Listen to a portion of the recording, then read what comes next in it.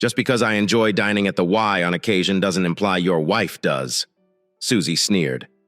That night, my world shattered. I caught my lovely wife entangled in the arms of another man. Rage bubbled within me, a black rage I couldn't contain. I confronted him, fists flying and blood splattered. Her cries meant nothing to me. I was filled with vengeance. Now, as I walk away, his hands were stained with blood. I realize there is no turning back. This is the story of how love turned into betrayal, and a treachery that prompted vengeance. I closed my eyes and leaned back on the bench, attempting to move the barbell away from my chest. I let out a faint groan and lifted it up. "You did a good job, Tommy." A harsh female voice interrupted my concentration. "Give me another one."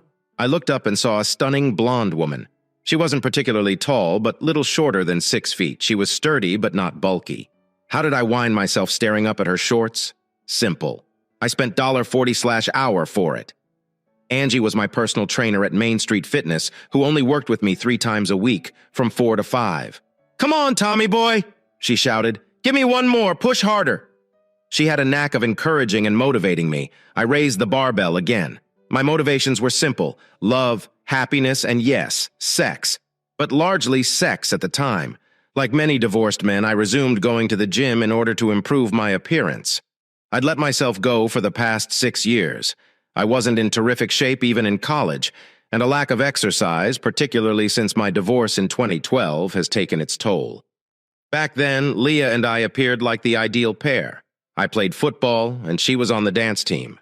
I fell for her right away. Her long brown hair came down to her hips. She was stunning, and her physique was what drew my attention.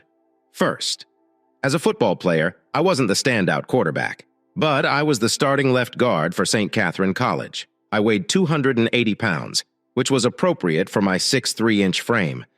I didn't have six-pack abs, but my arms and legs were muscular. My muscles changed to fat over time, and my weight increased. This occurs when you spend more time on the computer than at the gym.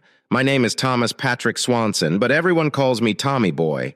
My big face and unkempt, dirty blonde hair have earned me comparisons to Chris Farley. I tried growing a beard to change this, but it simply made me appear like an Amish farmer. My wife liked it, so I kept it. Leah and I married after finishing college.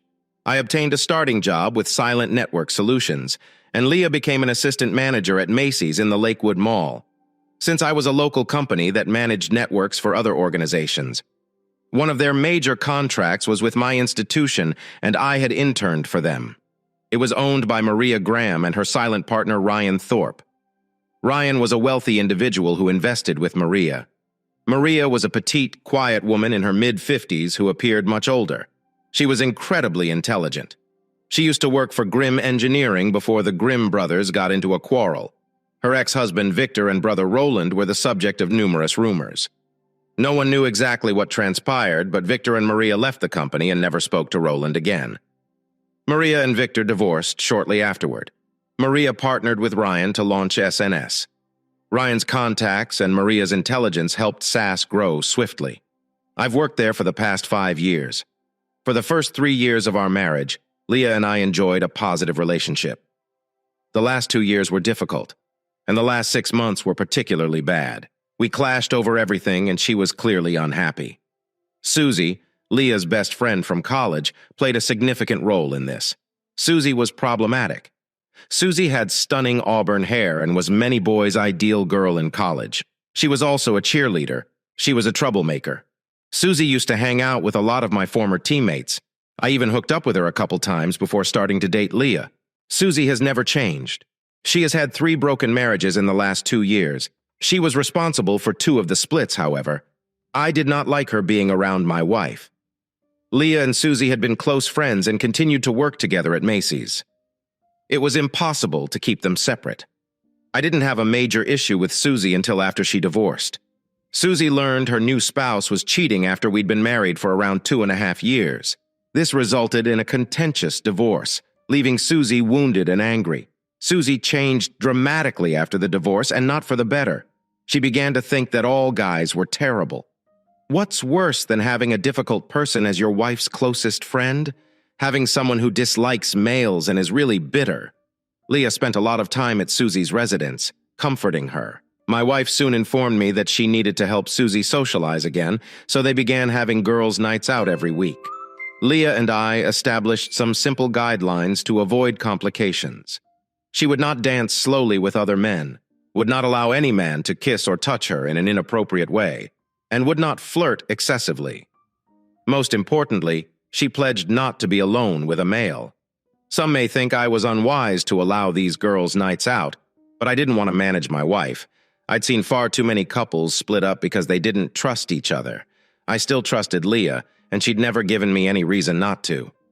These nights out were originally scheduled on Tuesdays, but they were later shifted to Saturdays. I hate to admit it, but my employment contributed to this. I worked with networks and provided updates or adjustments to our clients, typically occurred on weekends or late at night. This meant I worked nights, Saturdays, and Sundays. Things often grew worse on their nights out. Saturdays are become the new days. This occurred about 6 months before our marriage began to break apart.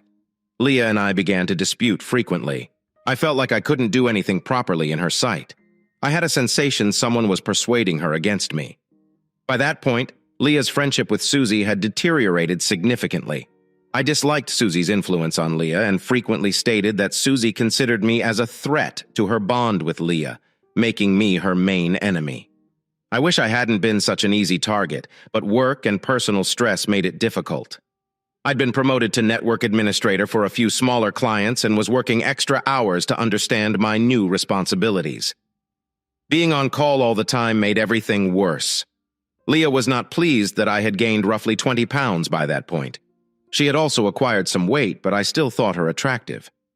I will not suggest that my failing marriage was all Leah's fault. It was up to both of us to allow our relationship to deteriorate. But when things became bad, I felt like I was the only one trying to rescue it. Leah spent more time with Susie, and our communication continued to break down. During the past 2 years, I begged, pleaded, raged, and even recommended counseling. But she never listened. At first, I tried to reduce weight, but it appeared that Leah had given up on me, so I quit trying. I went to junk food and beer for comfort. As I previously stated, it takes two to make a marriage work, and we were locked in a horrible cycle. Even though I knew our marriage was in peril, the manner things ended surprised me. I knew Leah was unhappy, yet she seemed happier at times in the last few months. Perhaps I was naive. Maybe I was afraid to find out the truth.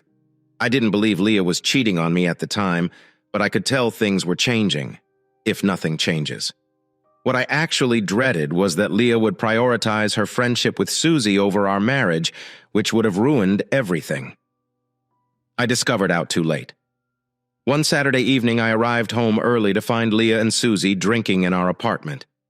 We still lived in an apartment because we intended to save for a house at first. We lived in one of Brownwood's nicer apartment buildings, the Chateau Dale Apartments. We had saved enough money for a house a year ago, but our marital issues forced us to put those plans on hold. Now that dream was crumbling. Leah and Susie were dressed up and ready to head out. I suppose they intended to go to one of 2 nightclubs, City Lights or the Strobe. Susie is always lovely, but it had been years since I had seen Leah dressed like that for anybody other than me. When I stepped in, everyone were laughing and talking, but then stopped when they spotted me. Leah smiled, but Susie's face was more of a smirk. "Honey, you arrived home early," Leah replied joyfully. "Yeah, we finished the network setup early, so I left Jonas and our mother to complete the testing. They will contact me if there are any issues." We sat in uneasy quiet for a few moments until I spoke. "It appears that you two are going out," I replied plainly. Susie snorted. "What was your first clue? You both appear to be dressed to impress. It appears that you are both promoting, and all that is missing is a sign," I responded. Leah's smile vanished. "We're merely heading to the City Lights to unwind," she explained. "And that's when things started to fall apart." "As long as you maintain your commitments," I said bitterly. "You pledged to me that you would always behave in a way that any husband would approve of. Depends on the hubby." Susie snorted and Leah shot her. An icy expression. I recognized that my marriage was in more difficulty than I had anticipated. Things had obviously gone too far. Nonetheless, I hoped we could get through this. Maybe I was foolish, but I liked her and hoped we could make things work. I stared at my wife and Susie numerous times as a nasty thought entered my thoughts. Susie must have read my expression because she gave a phony laugh. Relax. Just because I enjoy certain activities on occasion doesn't mean your wife does, she replied with a devilish smirk. I can promise you that she enjoys men very lot. Damn you, Susie, Leah hissed. Simply shut up. I was astonished as I comprehended what Susie had said. I could feel my heart beginning to crack. Susie mocked, saying she still hadn't figured it out. Being clueless is not a good way to live, son. Be careful, I snarled, or I will throw you out on the street. Screw you, never again. My wife is my only love. Now. Unfortunately, she cannot say the same. Leah gasped as I glared coldly at both of them. I felt a familiar wrath rise inside me. My God, Susie, Leah whispered. What are you doing now? You claimed Rob and Marcus were greater than he could ever be. Susie, stop, Leah pleaded. You're not sure what you're doing. Everyone handles pain differently. Some run, some cry, and some become enraged. I had been instructed to let it drive my rage. I hadn't felt this in years, but it washed over me quickly. It was not a unique combat training. During college football, where rapid thinking was required, I was taught to have a cold, empty anger. Oh, please, Susie laughed. I usually surprise people with my speed. Despite my added weight, I made the 2 steps to Susie before she could react, and the sound of my fist hitting the wall inches from her face made both ladies scream. I felt I had injured or fractured my knuckles, but I disregarded the discomfort. Leaning down, I growled, "Now, you witch!" Susie noticed something in my eyes and realized she was in actual danger. She screamed and curled up to protect her face. "Oh God, stay away from me!" she wailed. I placed my hands on either side of her and leaned in closer, my face inches from hers. "Listen," I said in a quiet voice. "One more word from you, and I'll make certain that no one ever finds you attractive again. Look me in the eyes." Susie looked up at me from between her arms, tears already falling. "Make no mistake, I am willing to put in the time. Do you comprehend me?" Her face was fixed with fright, and then I smelled her urine. I stood up and faced my soon-to-be ex-wife. Her eyes were the size of Susie's. "Is this true?" I barked. "Did you already cheat on me?" The expression on her face proved it. My heart eventually crushed when I realized my marriage was ended. Leah looked at me and cried. "Tommy, I did not want you to find out like this. Our marriage hasn't been going well for a long time, and we're both miserable. So, this is how you attempted to solve it? Sleeping with other men? Even you cannot be that foolish. It couldn't be repaired," she yelled back. "How do you know?" I shouted. "Have you even tried? What did you do to salvage our marriage?"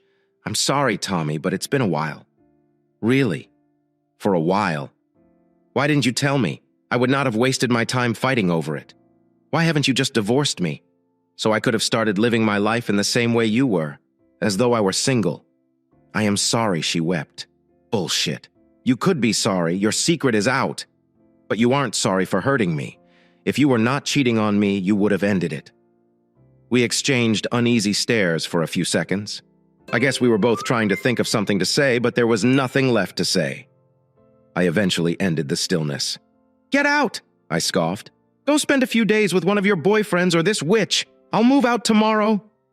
"On Monday, you have the option of staying here or moving in with one of your sex buddies. I will either break the lease or ensure that my name is removed from it. I will also pay for the damage to the wall." "Tommy," she whimpered. My rage began to evaporate, replaced by great melancholy and a foreboding of awful days ahead. "Simply get out, Lila." I let out a growl. "Unless you have another means of hurting me." "I apologize," she whispered as she and Susie hurriedly fled. Moments later, the flat was quiet and filled with the unpleasant odor of urine. It seemed appropriate, given how my marriage ended. Leah arrived, collected her belongings, and moved in with Susie because breaking the contract was too costly. I relocated to another apartment in the same community for an additional price. At first, I wanted to hire the meanest divorce lawyer I could find to make Leah's life as bad as mine. But when I thought about it, I realized I didn't have anything to use against her. We were married for only 5 years, had no children, and owned no property. I couldn't harm her reputation because our friends and coworkers were already aware she had moved on. It might have been different if she still loved me or wanted to save our marriage, but she didn't. She'd already moved on. The only option left was a lengthy and costly legal battle that would further irritate her. Should I have taken revenge? Maybe. To be honest, I'm not sure anymore, and I was unsure back then. In the end, I did not do it. Maria, my employer, helped me stay focused. She questioned whether I wanted to move on fast or seek vengeance. She told me that if I went for vengeance, I needed to consider how it would affect me. The messier the divorce, the more angry and bitter I became. There was a link between the amount of revenge and the time required to heal. When I informed her I didn't know, she connected me with Delphina Featherstone. Rossi and Associates has a competent yet fair divorce lawyer. The divorce proceeded well since it was not challenged. Meeting Leah in person during the process was painful, and not just for me. Leah frequently appeared guilty and lost, claiming she simply wanted to get it over with. In the end, I handed her the majority of our savings rather than extended alimony so we wouldn't have any contact. We divorced several months after filing, and my hopes of spending my golden years with Leah were dashed. We had little touch during the divorce. Brownwood isn't a big city, so I ran across her occasionally. We didn't speak, and one of us would leave shortly after. I saw her once with Rob Sutherland, the shift supervisor at the battery plant. That's when I realized the connection Susie mentioned months ago. It indicated that Marcus was most likely Marcus Dixon. I'd seen and talked with both of them over the years. Sutherland was a local hero who had previously excelled at Brownwood High School. Sutherland had graduated from high school, but I doubt he realized it. He retained his good looks and stayed in good shape. He was also arrogant and had high self-esteem. Dixon resembled an older version of Sutherland. He played football at the State University before returning to Brownwood about a decade ago and was still in excellent shape. Dixon was big and confident, with a physique to match. According to rumors, he considered himself every woman's dream. Initially, I considered confronting them, but it was not worth it. I didn't have proof and was trying to find every guy. My wife cheated on me, which would be exhausting if she were Susie. She hurt my pride by cheating, but she was the one who abandoned our marriage. Finding every guy would have been a waste of time. If I was honest, I could have defeated Sutherland in a fair fight. But not Dixon. Marcus Dixon would have beaten me up. To defeat him, I would have needed to sneak attack him or use a weapon that could land me in jail. Any time in jail would jeopardize my job. No, Leah was not worth it. After realizing this, I stopped going out much. My life became work, sleep, work, eat, and then feel depressed before returning to work. Unsurprisingly, I gained weight, increasing from 305 to over 345 pounds by the spring of 2014. After a year of pitying myself, I made the decision to change my life. I looked at myself honestly and wasn't pleased with what I saw. I shaved my scruffy beard, began eating healthier, and joined a gym. Though my workouts were inconsistent and I still ate fast food frequently, it was clear that I needed help losing weight.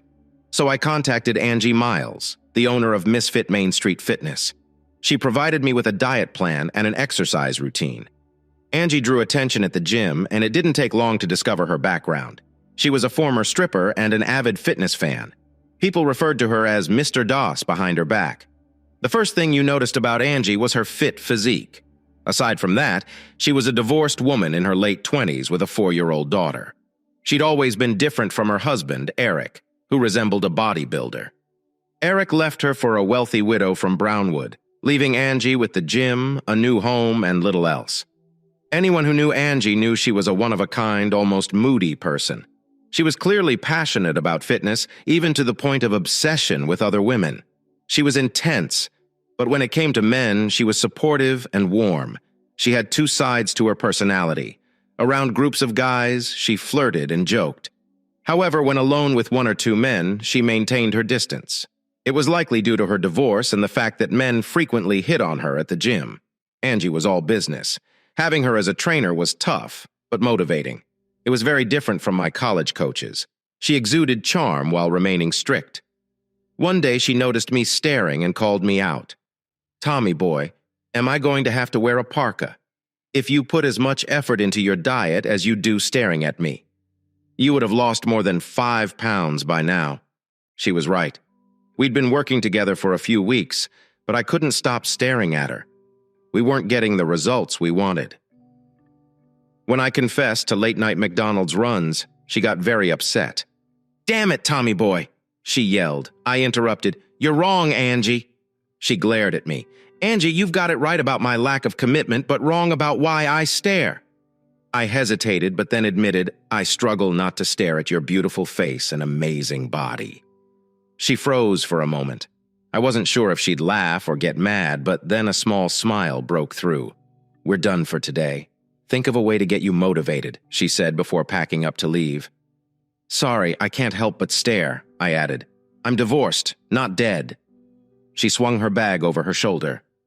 "Don't make it so obvious," she replied, trying to sound firm but with a slight smile. Over the next few nights, I thought about it a lot. When we met again, she was focused on her workout. After a difficult hour, she remarked, "Have you figured out what will motivate you?" I hesitated, then smiled. She crossed her arms and gave me the expression that ladies appear to have perfected. "Really, Tommy boy?" she asked. I stammered, "You asked Angie." Her countenance softened slightly, but she still appeared upset. "Do you believe I am a nasty person?" she asked quietly. I could see disappointment in her eyes. "No, Angie, I don't think that," I said. I knew I needed to explain myself. "I think you are an extremely attractive woman," I said. "Someone like me needs an extra push to even consider approaching you. Maybe it's money, a favor, or something else," I added. If my wife had asked, I would have suggested rewards for weight loss, perhaps a kiss for 10 pounds, a special treat for 20, and so on. But like you, I'd strive for basic things like massages or perhaps sharing a shower. Angie was silent. I continued talking. "The greatest reward would be to spend the night with you, Angie. I understand I'm not in your league. Except in fairy tales, the ogre never ends up with the princess. Yes, here it is simplified, but you're asking me what motivates me most, and the answer is you." After I finished speaking, I waited for her reaction.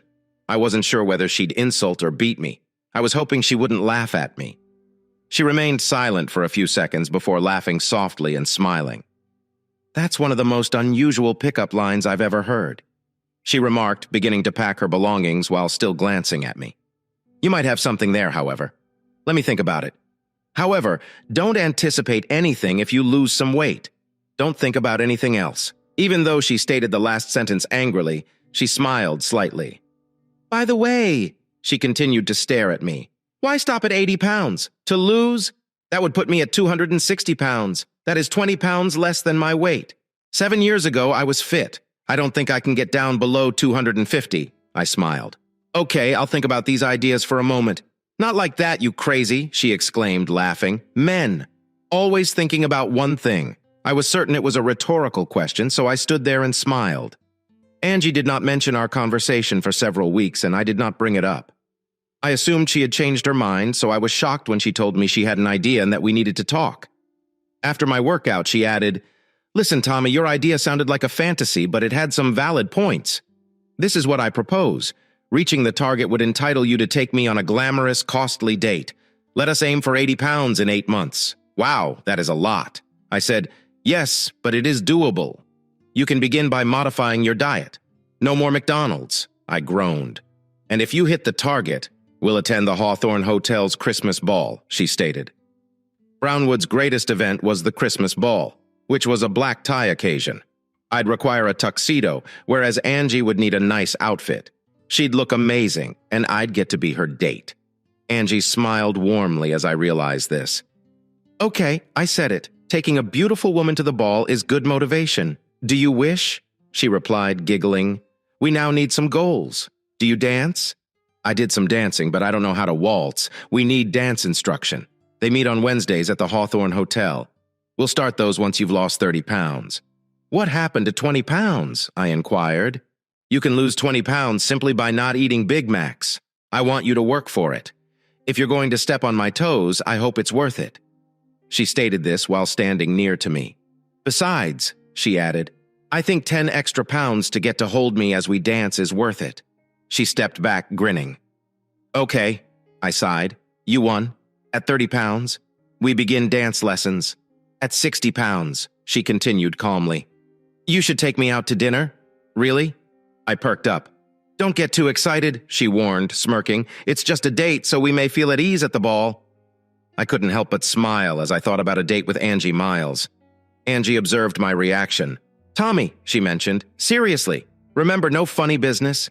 And I have the authority to amend this agreement. My smile disappeared. That's great, Angie, but don't mess with me. I will not put up with that. My ex-wife did it, and I will not go through it again. Understand? She gave me a serious look and nodded. Okay, I understand.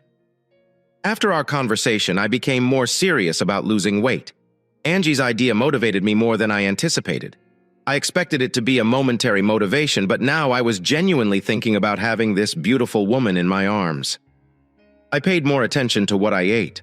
Others at the gym saw and asked me why. I made up an explanation about wanting to date again, but Brandon Kerr, one of my gym buddies, suspected there was more to it. Brandon was in his mid-20s and had a decent build. He worked at City Hall and spent a significant amount of time at the gym. He was always pleasant and helpful to me. We'd become close pals. The first thing you notice about Brandon, aside from his cheerful demeanor and the fact that he believes he is a charmer, is that he never stops talking. So who is he? Brandon questioned as I struggled with a squat. What? I grumbled and concentrated on lifting the bar. I asked, who is she? He repeated, beaming like the Cheshire Cat in Alice in Wonderland. Man, I don't understand what you're saying. Come on, Tommy boy. No man pulls weights like that unless he's training for something or is into someone. And friend, you are not training. I chuckled. Hello, how do you know? Perhaps I'm attempting to be a Chippendale dancer. Oh no, he snorted. Now I need to get that image out of my mind. Unfortunately, Brandon was like a pit bull with a plan. He also happened to be highly intelligent. It didn't take him long to realize who she was. Holy stuff, isn't it mysterious? He exclaimed and broke into laughter. Wow, you're shooting high. Sure, he replied sarcastically. No male would ever think of her in that way. No, seriously, she's simply helping me lose weight. I realized I had said too much, but I was stuck now. I described what would happen if I lost weight and learned to dance. Angie had agreed to accompany me to the Christmas ball. I made it plain that there was no intimacy involved. Foolishly, I hoped Brandon understood. Soon the guys in the gym began congratulating me. I promptly attempted to correct them, stating that there was nothing more to it. Some believed me, others did not. I knew Angie would ultimately hear the rumors. I didn't know how to tell her, and I didn't get the chance. Damn it, Tommy boy. I turned to see Angie Miles, who was both beautiful and obviously angry. She was nearly sprinting toward me. The scene would have been magnificent if it hadn't been for the wrath and smoke shooting out of her ears. What the heck have you been telling everyone? She yelled without caring who heard. I told you earlier, but perhaps you didn't listen. I'm not sleeping with you. Everyone around us started laughing. I started to talk, but she cut me off. Don't you comprehend English? Perhaps you were too busy bragging to your pals about your supposed triumph. She took a breath, and I could tell she was quite unhappy. Please let me know if anything is unclear. I would never sleep with you, no matter how much weight you shed. I am not a reward for you, Angie, I said, trying to remain cool. Tommy child, I want you to gather your belongings and leave. I'll refund your membership fee, but I want you out of my gym. I will not tolerate lying about myself in my own home. Angie, I have never told anyone that. I just said you'd go to the Christmas ball with me if I dropped weight. Someone has been making stuff up. And how did anyone learn about the ball? I should not have trusted you. She turned and stormed back into her office. I looked over at Brandon, but he avoided my gaze. Is this because of you? I let out a growl. Sorry, Tommy boy, I might have added something to the story. How was I meant to know she'd get that angry? Fix it, I snarled, or we'll have a tremendous problem. Understand? Yes, bro. He nodded. I packed my belongings while everyone watched. I shook my head in disdain as I exited Main Street Fitness. By the time I got to my apartment, I had mentally repeated the incident several times. The more I thought about it, the angrier I became. Several hours later, I received an unexpected phone call. Being humiliated may make even the nicest person sour. Hello? I responded harshly, which must have made her stop because she did not say anything immediately away. I let her a few seconds before hanging up. She called again a few minutes later. Yeah, I responded, still sounding upset. Tommy boy, I apologize. She spoke, her voice strong but unsteady. Yeah, I agree, Miss Miles. I shouldn't have expected someone like you not to shame me. That'll teach me to let my guard down." When there was stillness, I knew my remarks had made an impact. Finally, she spoke gently. I needed to hear that, but it still stung. At least it was not in front of a crowd. No, it wasn't. She spoke quietly. After an awkward pause, she took a big breath. "Tommy boy, I need to speak with you face to face. I would invite you over, but that could start rumors." "No, that is not a good idea," she replied, ignoring my angry remark. "Perhaps we can meet in public." I took a long breath to relax myself. It was not the first time a female made me feel uncomfortable in front of others. Those incidents typically occurred in college, often at a pub, and while I was inebriated. So, in the broad scheme of things, this wasn't particularly significant. "Okay," I said, trying not to sound angry. "Perhaps we could meet for coffee at Starbucks. I still need to feed Erica her meal." "All right, McDonald's." She laughed a little. "Erica will love it. No fries, right?" I was silent. A number of thoughts sprang to mind, but they were all negative or nasty. "Tommy boy, I sincerely apologize for what I said previously. I behaved horribly. I would like to apologize in person. Whether you still want me to train you or not, I hope you stick to your diet and exercises. I would hate for my actions to jeopardize that. It's hard to work out when I've been kicked out of your gym." I overheard her sigh. "I'm deeply sorry for it. I spoke when I was incredibly angry. I really wish I could undo what I did. I hope you still think of me as a misfit, your gym buddy." I was quiet for a while. She said, "Please, Tommy boy." "Okay, Angie, no fries. Meet us at the one near the gym in 20 minutes. I agreed and then hung up, unsure what to anticipate. I knew I'd have to be careful what I said because she'd be accompanied by her young daughter. Perhaps it was Angie's plan all along. As I grabbed my belongings to depart, I decided to let her say whatever she needed to. Apparently, I said the correct thing.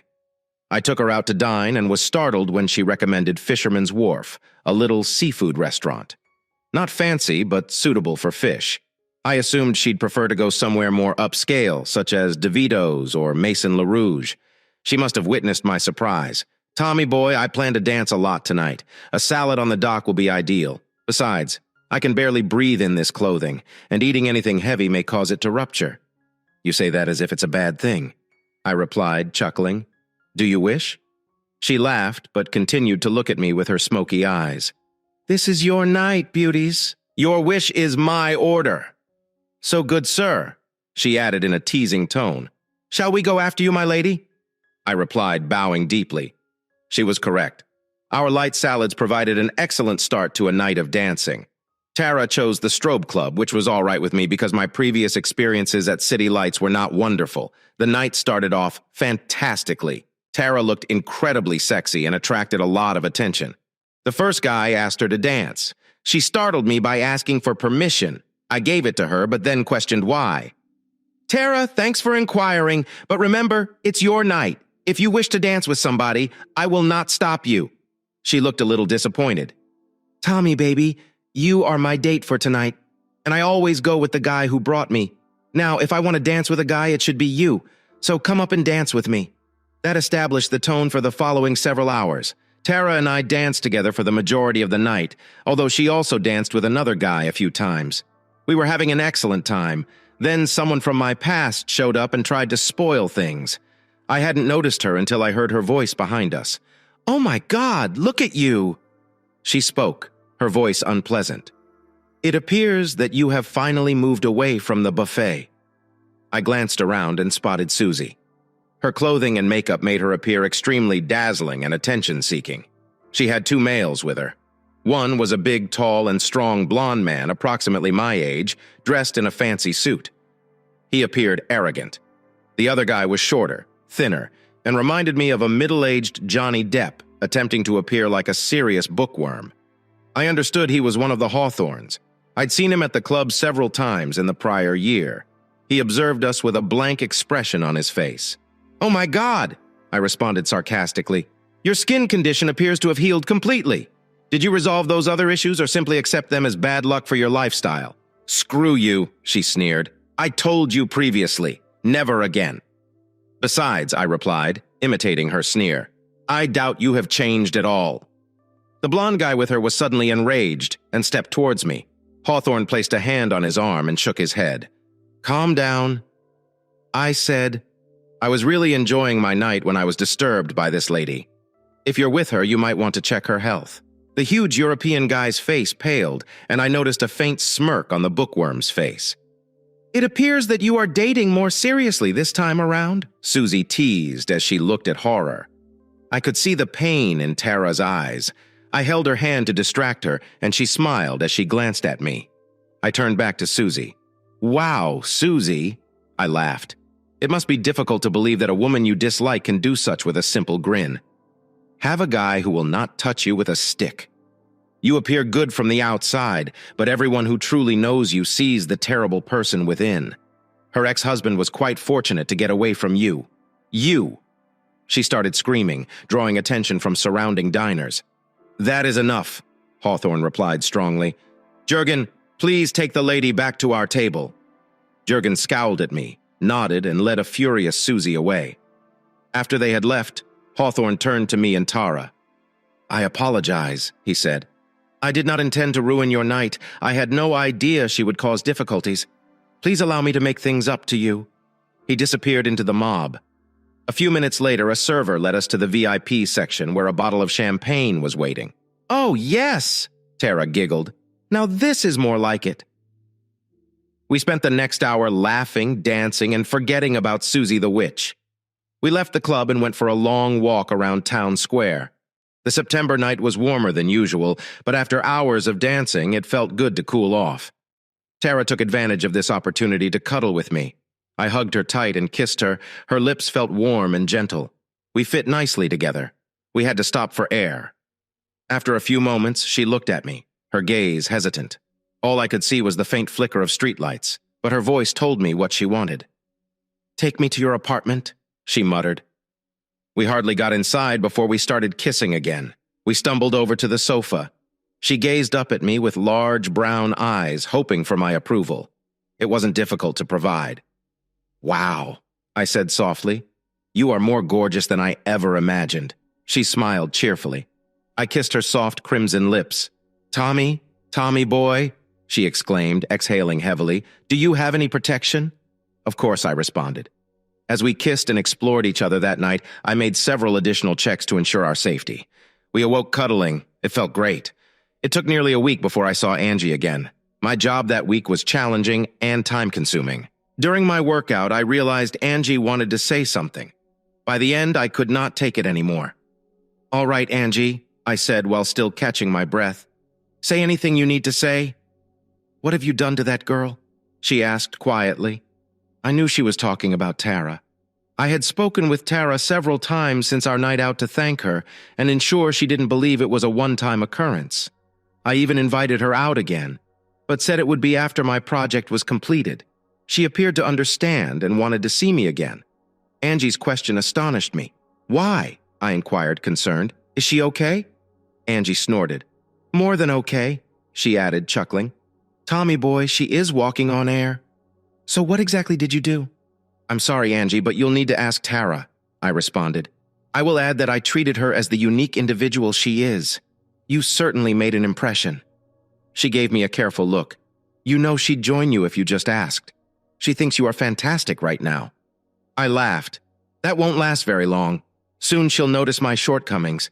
I don't believe we're a long-term match. She is too young for me. She has her entire life ahead of her, and she doesn't need an old guy like me to hold her back. An older guy like you?" Angie grinned. "In comparison to her, I'm quite old. I wish I was younger because she is very amazing. She has so much to contribute. Whoever she ends up with will be extremely lucky." I gazed at Angie as she became silent. She had an odd expression on her face as she looked at me. "What?" I asked, perplexed. "Nothing," she said, packing up her belongings. "Tommy boy, you are a unique individual." I didn't know how to respond. At least she didn't call me. Nice or safe?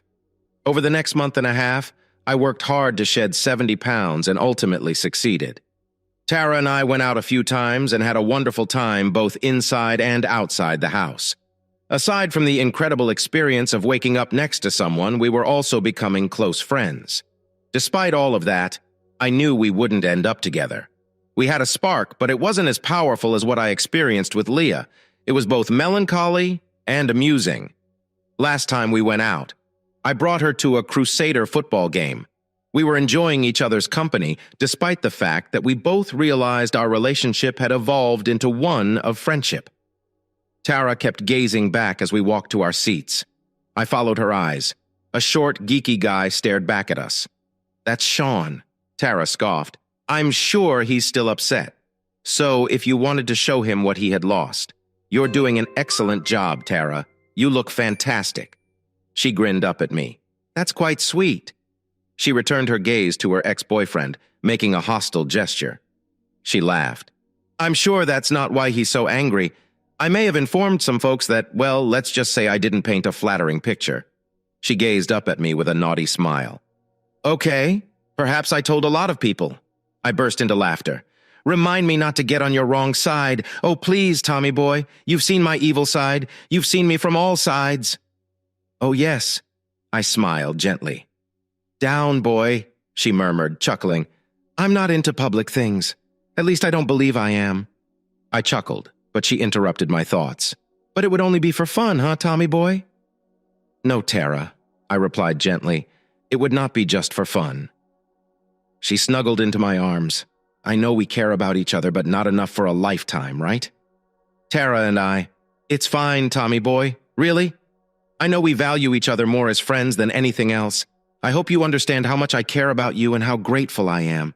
"Beautiful. Good," she said, looking into my eyes. "No guy has ever treated me the way you have. I felt special. Tara, you are unique. When you meet the right guy, you'll be their entire universe." She kissed me deeply and hugged me tightly. "Down, boy. We have a game to watch." I sighed quietly as she chuckled. We eventually relaxed into our seats. Several of her friends joined us. I immediately felt really elderly. One of Tara's buddies had tattoos up each arm and across his neck. His brown hair was spiked with blue tips, and his nose had been pierced. He had a semi-gothic aspect, yet his eyes drew my attention. It wasn't as intense as Tara's ex-boyfriend's look, but it still gave me the goosebumps. I discussed it to Tara following the game. We won, by the way, 24-0. "Go Crusaders!" "Oh, it's Jeremy," Tara replied, flushing slightly. "Don't let the piercings deceive you. He's quite kind. He enjoys music and is proficient with electronics. He currently works part-time in a music studio." "Tara," I spoke reassuringly, "we are not exclusive. I care about you, even if we're only pals." She grinned and gave me a hug. "I believe he wants to ask me out," she remarked, smiling. "He has superb taste." Her smile became even brighter. "I found out a week later that they were dating. I had to work hard in November to lose the final 10 pounds. I worked out 4 times a week and decreased my diet, yet I gained weight in the days before Thanksgiving. Angie had contacted me earlier this week. She and Erica were planning to remain in Brownwood for Thanksgiving and asked if I would join them. I had already informed my family that I would be unable to return home this year, so I accepted. Angie spoke after Erica's father had left them. She sought to create new Thanksgiving customs. They served others in the community before eating dinner. It sounded excellent to me, so I offered to accompany them. "It's late Thanksgiving morning, Angie. Erica and I were serving turkey dinners to needy people at the Lighthouse Mission." The mission was in Brownwood's poorest and most crime-ridden neighborhood, located in the city's southwest corner. The region began at the intersection of State Park Road, which runs north-south, and Old Southtown Road, which runs east-west. On the corner were the Candy Cane Brownwood's premier strip club and the Ice House, a biker bar. The Southtown projects, the area's primary public housing complex, were just a block east. The Lighthouse Mission located a few blocks south on State Park Road. As we drove there, I spotted Angie staring at the candy cane. I could tell she had conflicting sentiments. Her face reflected longing and despair. Because it was the holiday season, I decided not to mention it. I must admit that when we initially arrived at the mission, I was really cautious. I was very protective of Angie and Erica until Angie pulled me aside and chuckled, urging me to calm down. When I did, I was astounded by how both mother and daughter light up the entire room. Angie, even in jeans and a t-shirt, attracted great attention.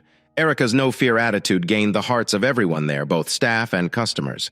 When she got onto an old bearded man's lap, I nearly stepped in, but Angie held my elbow and told me to just watch the man grin while Erica laughed, which warmed my heart immensely. "Tommy boy," I reprimanded myself, "you're quite spoiled and judgmental." The remainder of the morning went nicely. I met several staff members and many of the guests. The only significant occurrence was catching Erica eating a cup of mashed potatoes with gravy. When I inquired if she was meant to be doing that, she smiled at me, gravy on her chin. "It's fine, Tommy Bear," she giggled. "They told me I may have some, besides children." She whispered loudly. "Mama made dinner. This is better." I laughed, and so did numerous people around us. Later, as we sat down to supper at Angie's place, I was astonished again. Angie was not a horrible cook. In fact, she was really adept at what we were eating, as Erica mentioned before. It was not a traditional Thanksgiving meal. There was no massive turkey or mashed potatoes with gravy. We didn't have cornbread and butter, canned cranberry sauce, green bean casserole, sweet potatoes, or pumpkin pie. Instead, we ate spicy kale salad, curried pumpkin soup, apple parsnip mash, kale and butternut squash stuffing, and herb-stuffed turkey breast. Surprisingly, the dinner was tasty. Actually, better than good. Angie smiled as I congratulated her while we cleaned up. I noticed Angie staring at me. "Thank you," she said quietly so Erica wouldn't hear. I looked at her bewildered. She smiled and continued. "Thank you for trusting me and not eating mashed potatoes and gravy at the mission. Yes, I realize my little monster isn't excited about eating healthily." We both chuckled, and I reminded her how lovely dinner was. I then said that I had achieved my 80-pound weight loss objective. "Good." She spoke dryly. "I've already purchased my dress. I do not think you will be dissatisfied. I have also reserved 2 seats to the ball for us." We looked at each other till she gave me a little smile. I had a sensation that my life was going to change. I spent the following week getting things ready. The Christmas ball tickets were pricey, but I was prepared for them. I rented a tuxedo and hired a limo service. When the night of the ball arrived, I was as frightened as a child attending his first dance. I knocked on the front door and Mrs. Harper answered. "Why, Mr. Swanson," she exclaimed, "you look so handsome tonight." "Mrs. Harper, you look gorgeous as always." I answered, "Oh, stop it," and she covered her mouth, hoping Erica hadn't heard. We turned to see Erica was distracted. We both chuckled. "Tommy Swanson," Mrs. Harper replied, shaking her head. "I would tell you not to flatter Angie, but I have seen her dress." She smirked mischievously. Erica entered the room, pouting with her lower lip out. I struggled to hold back my laughter. Mama has a lovely blue dress, but I don't. "Hello, Goldilocks," I said, kneeling down. "Let's go shopping for one later." "Okay," she said sweetly while hugging me. "But it won't be as beautiful as Mama's. I'm confident we can find something close." "You'll be as beautiful as she is." I looked up and saw Angie wearing a deep sapphire gown that fit her well. Her blonde hair was perfectly put up, and a white gold necklace with diamond teardrops glistened around her neck. She looked stunning, like an adult fairy princess. I stood there unable to speak. Angie grinned even more as Mrs. Harper chuckled. "Angie," I eventually said, "you look amazing." "Thank you," she replied, smiling broadly. "I hope you are not disappointed." "Not feasible," I replied, grabbing her arm and led her to the limo. The Hawthorne Hotel was completely adorned for the season. The historic landmark was dressed in its finest for the Christmas ball. Despite the shiny decorations and the multitude of people dressed in suits and elegant dresses, Angie drew everyone's attention when she got out of the limo. Was she the most gorgeous woman present? I thought so. If not, she was undoubtedly among the top 3. The night began perfectly as I brought her to the dance floor. I embraced this lovely woman close as we danced. Her dress was so thin that I could feel the warmth in her body. Her eyes sparkled and her smile spread as she sensed my excitement increasing. For the next hour, she teased me. I enjoyed it even more. She declined every man who asked her to dance. I knew I was her focus for the night, which made me delighted. I noticed a lot of familiar faces because this was one of Brownwood's biggest events. I even saw Susie briefly. She looked lovely and was flanked by numerous older, well-dressed men. Fortunately, I avoided her. Angie and I were seated at our table, enjoying a rare breather from dancing, when a man approached her from behind and asked her to dance. "Sorry," Angie said, gazing at me, but I am. When she turned to face him, she froze. Daniel, she spoke quietly. Angela, he responded, smiling kindly. Angie's reaction prompted me to look closer at the man. He was gorgeous and dressed in an expensive suit. He appeared to be in his early to mid-30s and had the polished look of a model. He was roughly my height and in terrific form. I was uneasy since he only glanced at Angie and completely ignored me. Angie soon introduced us. Daniel, this is Tommy. She said this while staring at me. I couldn't interpret the feelings on her face. Tommy boy, Daniel replied, smiling, and extended his hand. I have heard a lot about you. Congratulate. On losing so much weight? I stood and shook his hand. I apologize, sir, but you have me at a disadvantage. I haven't heard anything about you and have no idea who you are. He seemed annoyed for a moment before smiling again. Of course, he replied, still smiling. My name is Daniel Pickering. Mr. Pickering, it is a pleasure to meet you. I stand corrected. I've heard about you, I added. He chuckled. Hopefully only good things, he added. I'd heard of Daniel Jade Pickering. He was a well-known lawyer in the city, noted for his charisma and political ambition. In short, he was a shark, a very handsome and rich one, but nonetheless a shark. He turned back to face Angie. You look wonderful tonight. Thank you for your nice words, Dan, but I'll have to decline the dance invitation. I'm here with Tommy, and I plan to dance just with him tonight. Of course, but you can't blame a man for asking a stunning woman to dance. He turned to face me. Tommy boy, it was a pleasure to meet you. You too, Dan. The pleasure is entirely mine, I responded, matching his phony politeness. After he went, Angie suggested we go for a walk outside. I agreed and extended my arm. She took it and we left our table to stroll to the hotel's atrium. I could hear her heavy breathing as she attempted to remain calm. She came to a halt and turned to face me after we were sufficiently apart from the rest of the group. Tommy. She spoke quietly, tears in her eyes. I'm so sorry. I cannot believe how he treated you. She shook her head, holding back tears. That jerk, she muttered. He's overconfident. He knew I would be with you tonight. I suppose I'm a friend of yours. I laughed, hoping to lighten the mood. Her eyes widened. I knew. Oh, I replied, understanding that friend. He is typically not like this, she whispered. He's usually extremely sweet, but recently he's becoming more possessive. Angie, you do not need to explain, I replied calmly. I know, but I want you to understand, she explained. I nodded. I knew Daniel before Eric departed. Actually, I've met most of the individuals here tonight. Thank you to Eric. He ensured that I met every essential person after Eric departed. Daniel helped me put my life back together. Tommy, Dan, and I were never exclusive, even though it felt like way at times.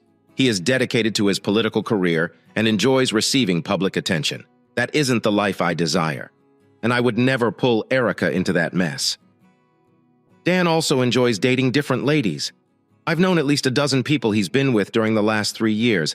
Angie, you do not need to explain. You've been clear from the beginning. We are just pals. I understand, and I'm cool with it. You and Erica mean a lot to me. You are very important to us, too. That's why I wanted to tell you about my history with Dan. I'm embarrassed that he treated you like that. He had no rights. And the way he addressed you, Tommy boy, like you were a child. I want you to know that I only mentioned you to him twice. Once we constructed a weight loss bed, because he may hear rumors. The second time I told him I was looking for a dress. What about this dress? I asked, nodding. Yes, Tommy, I have never spoken about you behind your back, understand? Okay, Angie, I responded gently. I'm not unhappy and I don't mind being called Tommy boy. Mr. Pickering would have to do much worse to genuinely bother me. Angie, I'm just a regular guy hanging out with the most beautiful women in Brownwood. I know people will look and judge, but I'm okay with that because you've made tonight extra special for me, not only because of your appearance, but also because you've been respectful of my feelings throughout the evening. This means a lot. Miss Miles, I am grateful for that. I'd love to dance with you since our evening hasn't ended yet. Why don't we stop by the restrooms outside the ballroom to freshen up? She grinned, reached up, and kissed my cheek. Thank you, Tommy boy. Thank you for being so understanding. Please, Angie, I murmured with a hoarse growl. Do not tell me I am a gentleman or a decent guy. I do not want to be reminded of how protected I am tonight. She gazed at me for a moment before smiling. Okay, stop. Good, she exclaimed, laughing. Let's go dance. We started going back towards the ballroom. I hoped we might recreate the atmosphere of the evening. Angie said it would take some time to redo her makeup, so I should sit down or return to the ballroom. I told her I would wait right there. I spotted and greeted a few known friends while waiting patiently. I then heard an unwanted voice. "Wow, you have changed," said a voice behind me. "You have shed a lot of weight." I turned slowly, forcing a pleasant grin. "Leah," I replied plainly, "you look nice." It was a little lie. She was still gorgeous, but the dark, flowing dress she wore couldn't conceal her excess weight. She had plainly gained a few more pounds.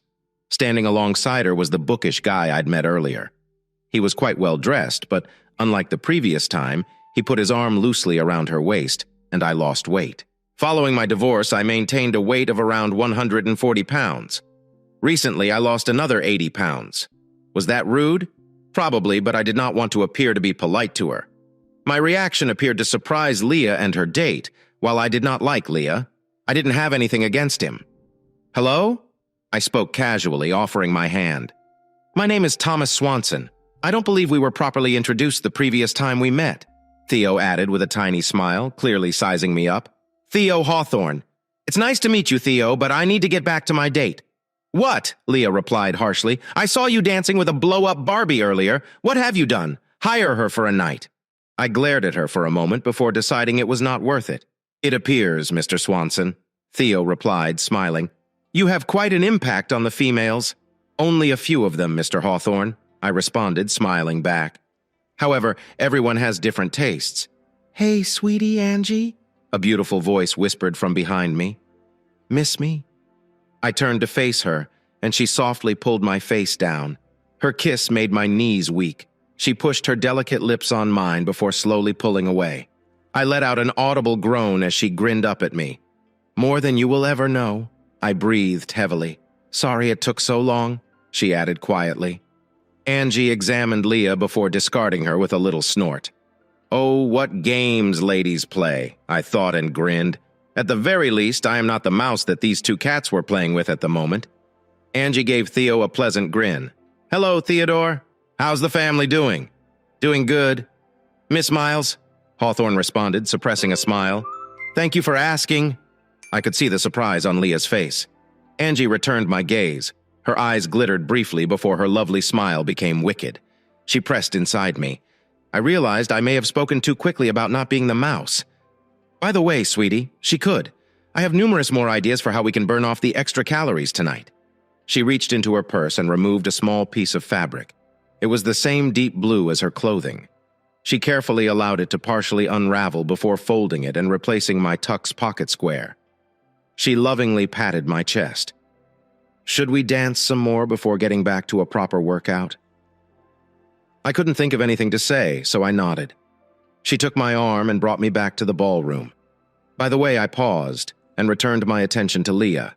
I replied calmly, "I saw your buddy Susie the Witch in the ballroom earlier, with all of the beautiful automobiles. I assumed she'd be working the parking lot looking for new customers." Theo gulped back, laughing, and Leah sent him a look. I turned and walked Angie back into the ballroom. Angie hissed quietly as we danced. "I don't believe her, Angie." I chuckled. "Witches and troublemakers." "Oh my." Angie snorted and laughed. "Tease," I whispered, bringing her closer as we danced. She chuckled and rubbed against me with every stride. By the end, we were completely mashed together, and she could clearly feel me. She took a step back, giggling as the dance finished. "What were you saying?" she said, beaming broadly. "Actually, I was thinking about something before I said. I assume you're familiar with Theo Hawthorne." Angie laughed. "Tommy, I know a few of the Hawthornes. I also know a lot of Bradfords, Thorpes, and nearly all of the Rutherfords around here. Eric made an effort to meet and socialize with all of Brownwood's upper class. I know a couple people from the Navarro and Collins families. Eric didn't pursue them as much since he thought they were too country. Do you aware Eric ran away with Priscilla Rutherford?" I shake my head. "Sorry. I did not know who was involved. I'm still on excellent terms with the majority of those families." The incident only harmed the Rutherford family, but I'm sure they still refer to me as the stripper whose husband fled with his gold-digging wife. Wow, I said softly. You never informed me that you were both famous and lovely. She snorted, then laughed. Soon we were both smiling at each other. You know I want them back. She spoke, breaking the silence and patting my chest. But Angie, can I keep them for a bit longer? She raised her brow and smirked before reaching up again. She dragged me down for another kiss. It wasn't as intense as the first, but still enjoyable. I felt her fingers on my chest just as she took back what she wanted. She interrupted the kiss, keeping one hand gently caressing the back of my neck. She gazed at my eyes. No way. She giggled. Angie? I asked awkwardly. She stared at me. Yes. What is the matter? When did you remove them? She grinned widely. Actually, she spoke gently. I took them off early this evening. You know a female needs to be prepared. She chuckled as she noticed my eyes go large. Relax.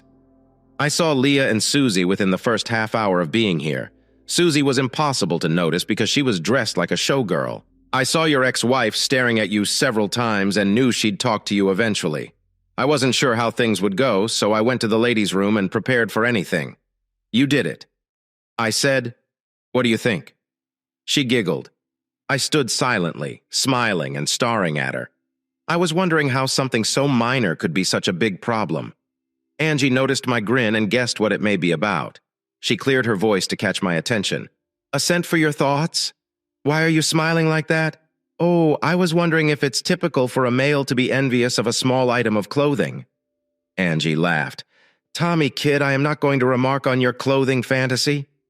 We both smiled as we returned to the dance floor. The remainder of the evening was excellent. I got to hold and dance with the girl of my dreams. I felt like Cinderella once the ball finished. I was feeling a little depressed as we boarded the limo to return to Angie's apartment. I was so focused on my own regret that the evening was coming to an end that I forgot Angie had been quiet as well. When she spoke, it jolted me out of my thoughts. Tommy boy, where are we going from here? Well, I thought I would start by taking you home. Then you'd kiss me on the cheek and say goodnight. Then I'd grasp one of your remaining cheeks. Then you'd slap their cheek. You've just kissed. The ideal conclusion to a fantastic night. She laughed a little. That's not what I intended. But just so you know, I don't slap because I'm skilled at kickboxing. I meant what happens now that you've reached your weight goal. I don't know, I said softly. I'll probably reduce the number of workouts, but we'll stick to the same food plan. She explained that it was simply a matter of finding the perfect words. I do not want you to quit. I truly want you to push for the final 20 pounds to reach 100. She spoke in a motherly tone, explaining something to a tiny child. You're more than you realize. You have amazing strength, but you only utilize it seldom. That 100-pound target is more than just extra 20 pounds. It's the start of a completely new life for you. I chuckled. Has anyone ever told you that you'd make a terrific cheerleader? Well, I actually have the clothing in my closet. Really? I replied, instantly fascinated. No, you joker. She snorted and laughed. I do have an outfit for Saturday, but you must agree to accompany us to a Christmas celebration in the children's ward at the hospital. I stared at her silently while costumed as Santa's helpers for the celebration. What? I have to dress up, I explained, concerned. No, we already have a Santa, and I don't want to terrify Erica or any of the kids by dressing up like Rudolph with a red nose and antlers. It may emotionally scar them. Ouch, I said, appearing to be injured. We chuckled to ourselves, hoping to forget that vision. Tommy boy, she whispered softly, breaking the silence. You may believe that it is impossible, but I am confident that you will achieve it. Perhaps you'll realize that what you believed was impossible is actually possible. It will be an entirely new universe. Shouldn't we be on a magical carpet with a genie or something? I replied, chuckling. Oh boy, she exclaimed, laughing as well. I have to quit viewing so many Disney movies. We both sat there smiling, knowing Erica would never allow it to happen. Really, Tommy boy? Please ponder about this. Perhaps we can come up with a nice incentive. I snorted. Not that, she responded, chuckling before falling completely silent. I escorted 2 Christmas elves to Sacred Heart Hospital on Saturday morning for the children's Christmas party. The small one was the most adorable elf ever.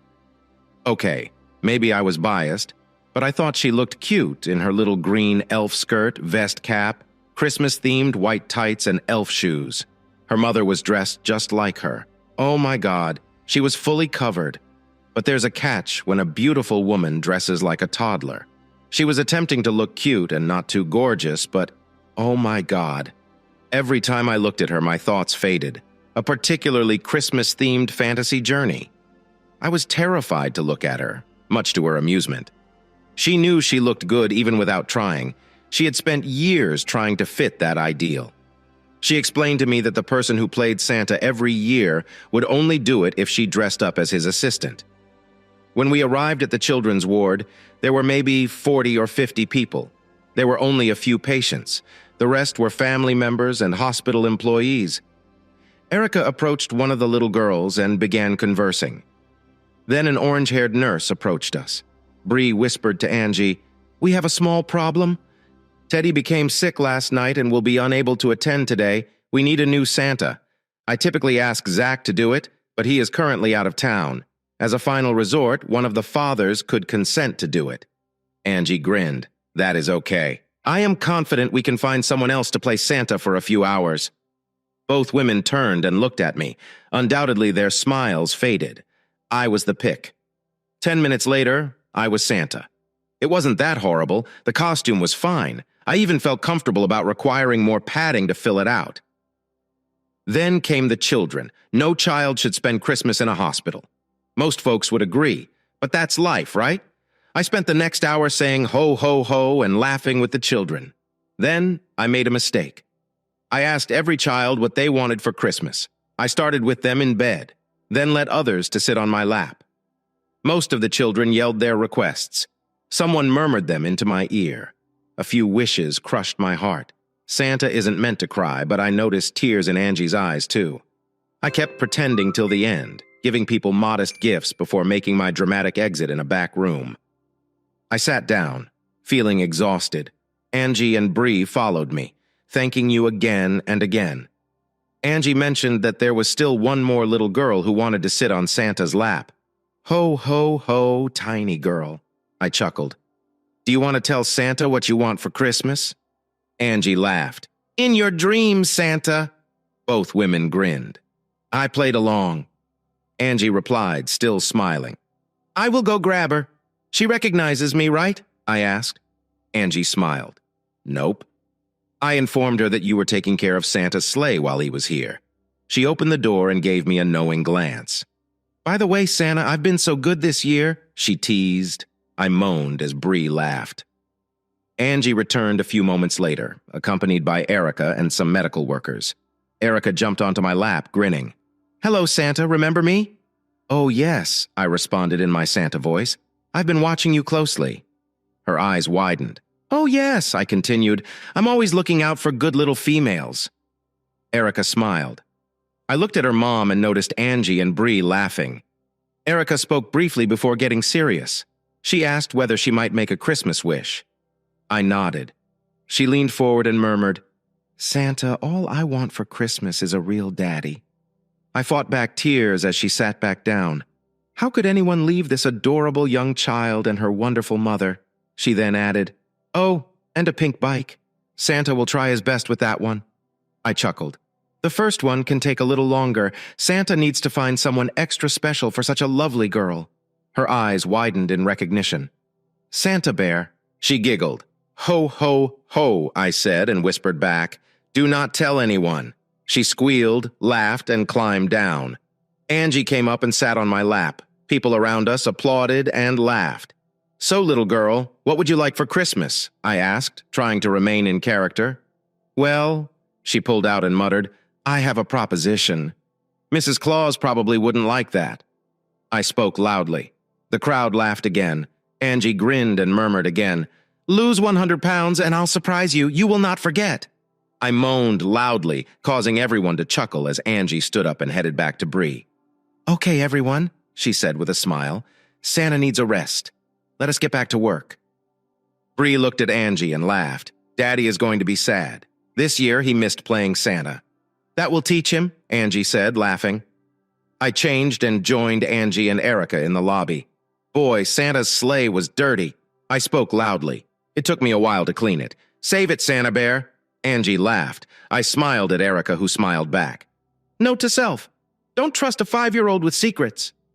As we departed, I noticed some males staring at Angie. While waiting in the lobby, you could make new pals. It's good. Humph. Angie snorted. I believe 3 males attempted to hit on me. I almost had to cry, stranger danger. Angie became quiet while driving home. We returned to her house, and when they changed, we had lunch together. Erica eventually fell asleep, giving me the opportunity to sit and converse with Angie. Did Erica ask for a pink bike? Angie inquired, sitting on her sofa. I nodded. So you are going to be a hero. I already have it on layaway. We both smiled. And how about her other wish? Angie inquired quietly. I exhaled and shook my head. Some secret Santa is keeping that a secret. She stared at me, arched an eyebrow, then smiled. Okay, she replied gently. I will not pry too much. We talked briefly before going silent again. You understand I was serious, she added gently. I knew, and I sighed. That is the problem. Wow, she exclaimed. I don't recall you reacting that dull to one of my dances. Sorry, it's not you, I explained. Then what? She questioned, sitting up and gazing at me. Angie, please, I said, trying to find the right words. Tommy, talk to me. Do not push me away. We are better buddies than that. That is the problem, Angie. We are pals. I looked at her, hoping she'd drop it. She did not. So, what is the problem? Damn you, Angie, I said softly. You're the most beautiful lady I've ever met, and just thinking about you dancing for me makes me dizzy. But you need to know something. I can just joke and tease you because we are friends. I've accepted it. But if you ever truly flirted with me, I'd be lost. It would blur the lines, and I'm not sure how to manage it. I could easily embarrass both of us. Tommy, I have faith in you. You're a fantastic guy and a great friend. I know I would be. Stop right there, Angie, I interrupted. If you utter the word safe, I will vomit all over your living room. Okay, she said with a sorrowful smile. I understand, but you should know why I ever recommended it.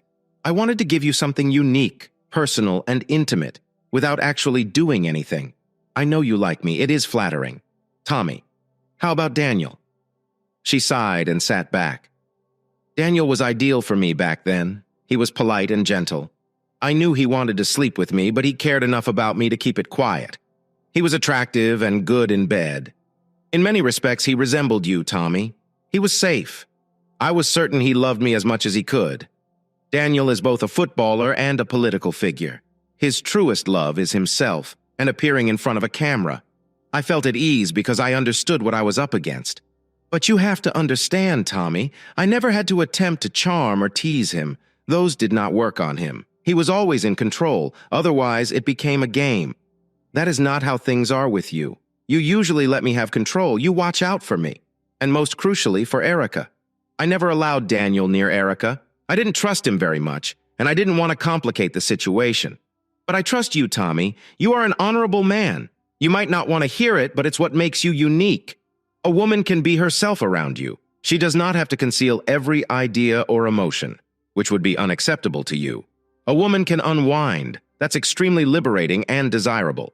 However, it also implies that a woman's dark side may occasionally emerge, like with your ex-wife. A lap dance may be too much, so consider a striptease in which you can see but not touch. Following the regular rules may be possible. I can make the night special. If things get too far, all I have to say is stop. I know you will. It can be difficult, Tommy, but I know you would never hurt me. This means a lot to me, and I want to do something special for you. I sat there trying to think. So what are your thoughts? She asked softly. I think 100 pounds will be difficult to achieve. I groaned, but I'd be a fool to pass up seeing you dance. She brightened up like a little girl who had gotten her wish, and we chuckled. I murmured, this might be a bad idea. The holidays may be a fascinating time. Seeing all the lights and celebrations can either give you optimism or make you realize what is missing in your life. For me, it was a combination. When I was with Leah, I was constantly drawn to romance and the concept of family. The first holiday following our divorce last year was difficult. The shock had gone off and I felt extremely alone. So I traveled back to Wisconsin to spend a little time with my family. This year I opted not to travel and allow members of my crew have time off for the holidays. Armand flew back to New York City and Jonas took a week off to be with relatives. That left me to watch over our networks. It wasn't horrible, but I kept thinking about Angie and Erica. Angie had unwillingly gone back to Dallas for Christmas. I could see that something in her history made her scared to return home. I was hoping she'd open up to me, but she hadn't yet.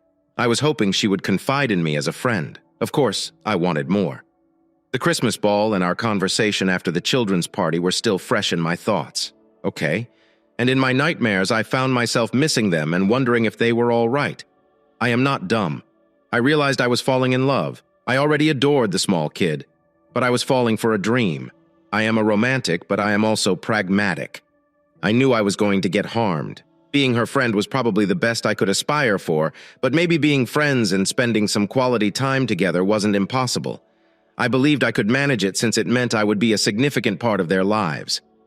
Since she offered me a dance to push me, I assumed she didn't think I was too gross. That motivation was effective since I exercised at least 5 times per week to stay fit. It made waiting for the Miles girls till New Year's Eve easier. There was a surprise over the holidays. It occurred a few days before Christmas. Leah called to ask if she could come over. I hesitated until she stated that she wanted to apologize for the Christmas ball and would not be staying long. Maybe I was feeling the holiday mood. Perhaps I had poor eggnog, but I said sure. When I opened the door, I was startled to see Leah dressed up so nicely despite her excess pounds. She still looked great. I had a combination of emotions because I had always considered her attractive, but understanding I still had affections for her was confusing. "Tommy, thank you for meeting with me," she said quietly. "Our last meeting did not go well. I apologize. You astonished me." "I understand and I apologize," she replied. "I had a few things to say, but we didn't get off to a good start." "Leah," I replied gently, "we did not end on a positive note." "So, what made you think we would start with one?" She said nothing, so I stood aside to let her enter. She offered me a timid smile as she surveyed the apartment. There was still stuff from our last apartment that I hadn't replaced. "Some of this seems familiar." She spoke quietly. "I couldn't afford to replace everything at first," I stated. "By the time I could, I'd decided the money would be better spent on a house or new furniture, still dreaming of having a house." She inquired with a tinge of melancholy. Sure," I said calmly. "You did not take all of my dreams." I could see the sorrow on her face as she collected herself. "Tommy, I sincerely apologize for that," she said. "More than you will ever know." "Okay, Leah," I sighed. "What do you want?" "It's the holidays and I wanted to clear the air between us," she explained. I said, "It's been 2 years since the divorce, so clearing the air seems pointless. I've been moving forward with my life." "And you?" "Well, you left before we filed for divorce?" "Yes, I understand," she admitted. "I behaved horribly back then. I wish I could change it, but I cannot. I also know you have moved on. I heard about your altercation with Susie and the young woman you were with. Of course, there was the lovely blonde with you at the event. So." Leah sighed. "It did not turn out that way. But I was trying to compliment you. I wanted to tell you that you were incredibly attractive and I was slightly envious of your date.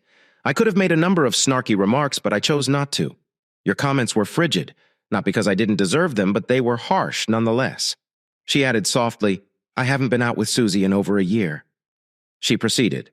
"What? Trouble in paradise?" I asked. "Yes," she said quietly. "You could say that. It would be more accurate to say that I finally saw my mistakes. I was astonished I hadn't said anything. I even assumed Angie would be proud of me." Leah continued.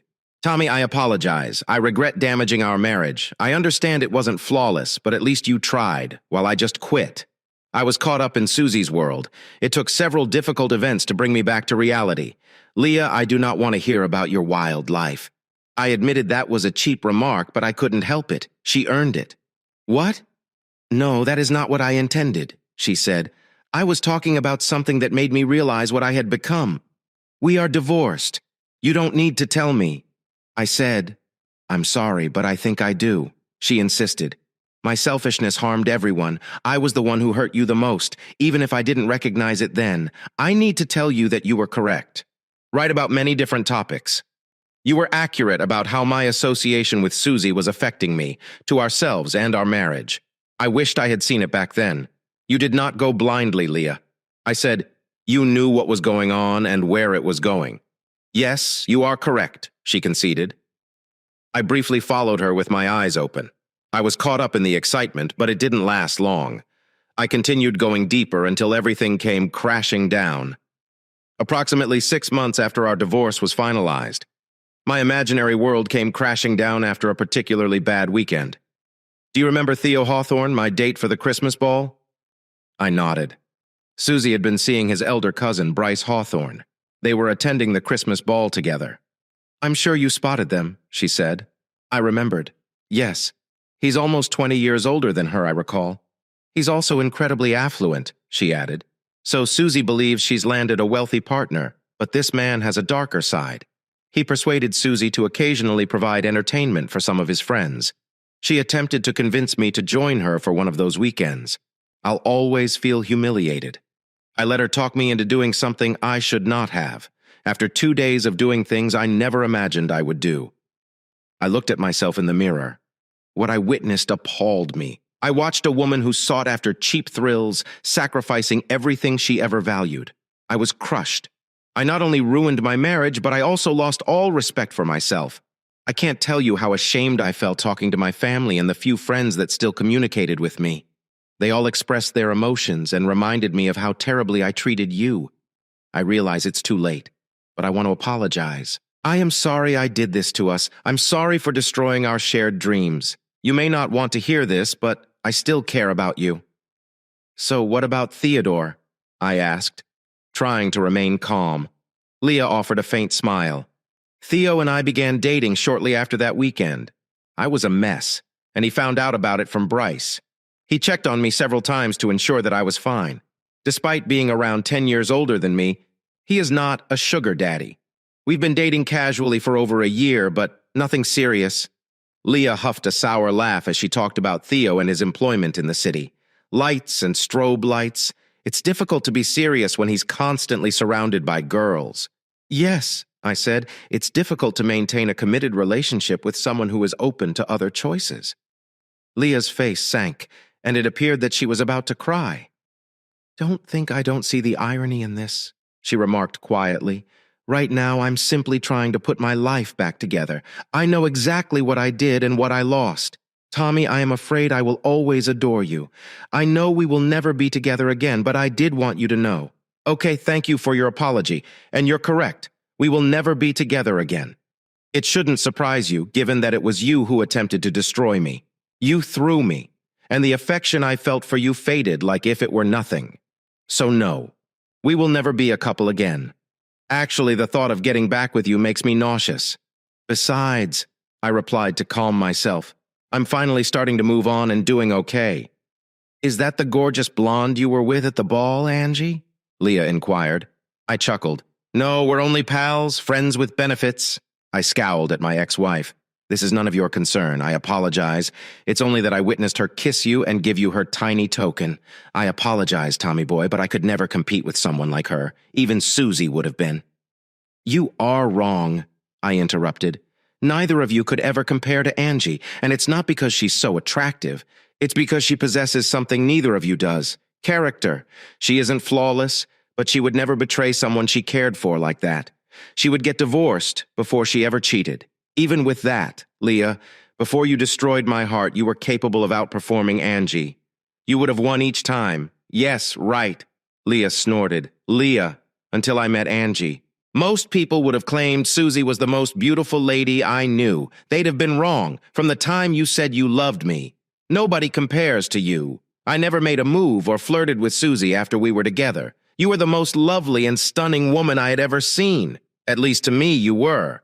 But you, I let out a growl, were always more concerned with what others think than the guy who loved and wedded you. You let someone tell you that our love was not worth fighting for, that you had the right to pursue new experiences regardless of what others said. Finally, You abandoned us. Your so-called love for me was insufficient to prevent you from cheating on me. That same love caused you to give up and go elsewhere, never fighting for our marriage. Your love failed to protect us, or me. So saying you still love me means nothing, I said, trying to remain cool.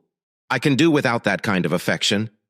I know, she said, tears streaming down her cheeks.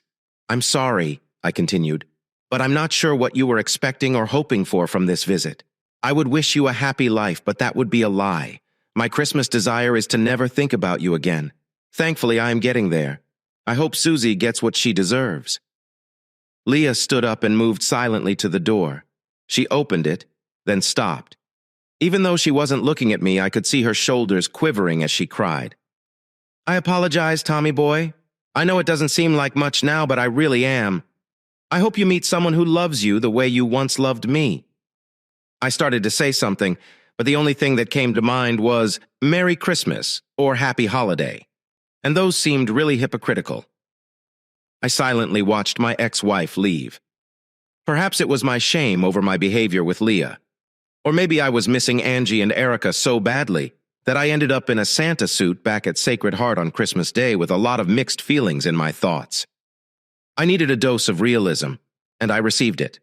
There's something about being among others who are going through difficult times that helps you gain perspective on your own troubles. Seeing some of the hardships these children and their families were going through made my problems seem insignificant.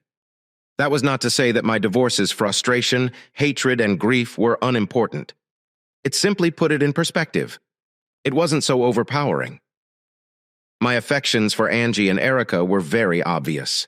If I didn't obtain the relationship I desired with them, it wouldn't shatter me. It would disappoint and hurt, but I would be fine.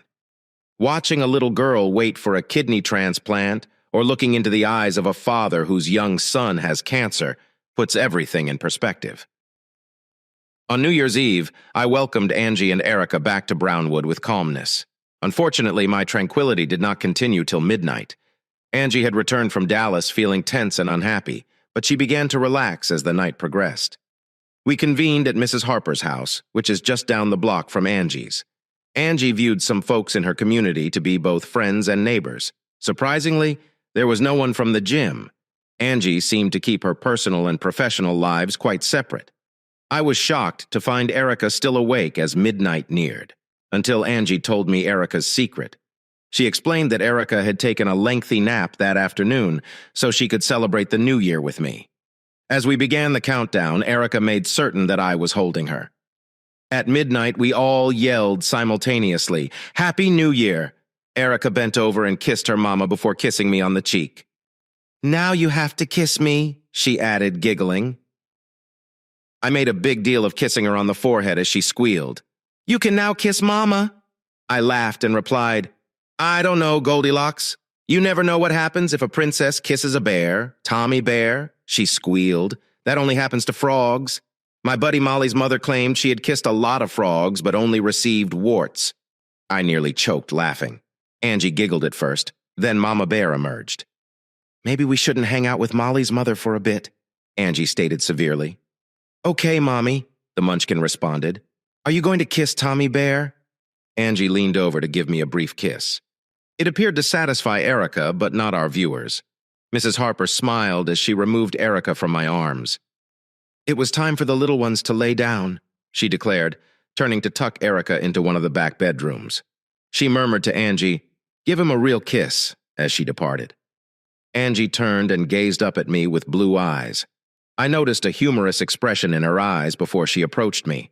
Well, she could, as she wrapped her arms around my neck. I am not sure who kissed whom first. When we parted ways, there was a strong energy between us. Just then, her friends and neighbors were overjoyed. "Shoot," she whispered. "Tommy boy, you need to wait. And soon." Like most people, I immediately went to the gym after the holidays. While most individuals were attempting to overcome their holiday guilt and get into better condition, my motivations differed. That New Year's Eve kiss motivated me to lose those last 12 pounds. It also made me daydream a lot. I had a false start in January. I told Angie that I had attained my goal weight. She quickly joked that losing water weight did not count. We had a pleasant night out. I asked Erica to be my Valentine, and her response was typical Erica. She laughed and told Tommy Bear, "You're silly. I'm already your Valentine." There wasn't really anything to say about that, was there? I smiled as I cornered Angie before leaving after taking them home. "I gained weight 2 days ago," I said, grinning. "It was about time," she chuckled. "I will meet you later tonight. I will come over when Erica goes to bed and Mrs. Harper arrives." I stared at her, surprised. "I've had Mrs. Harper on call for the last 2 weeks," she continued, smiling, after saying my goodnights. I floated with excitement all the way back to my flat. The following 90 minutes seemed like 3 hours. Finally, I heard a knock on my door. My fantasies had arrived. She strolled in with a huge tote bag. I began to speak, but she softly placed her finger on my lips and slowly shook her head. "The less you say," she added softly, "the better things will go. Trust me." I nodded. "Good.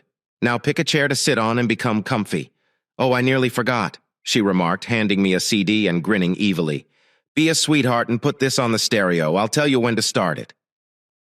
She skipped into my bathroom and closed the door behind her.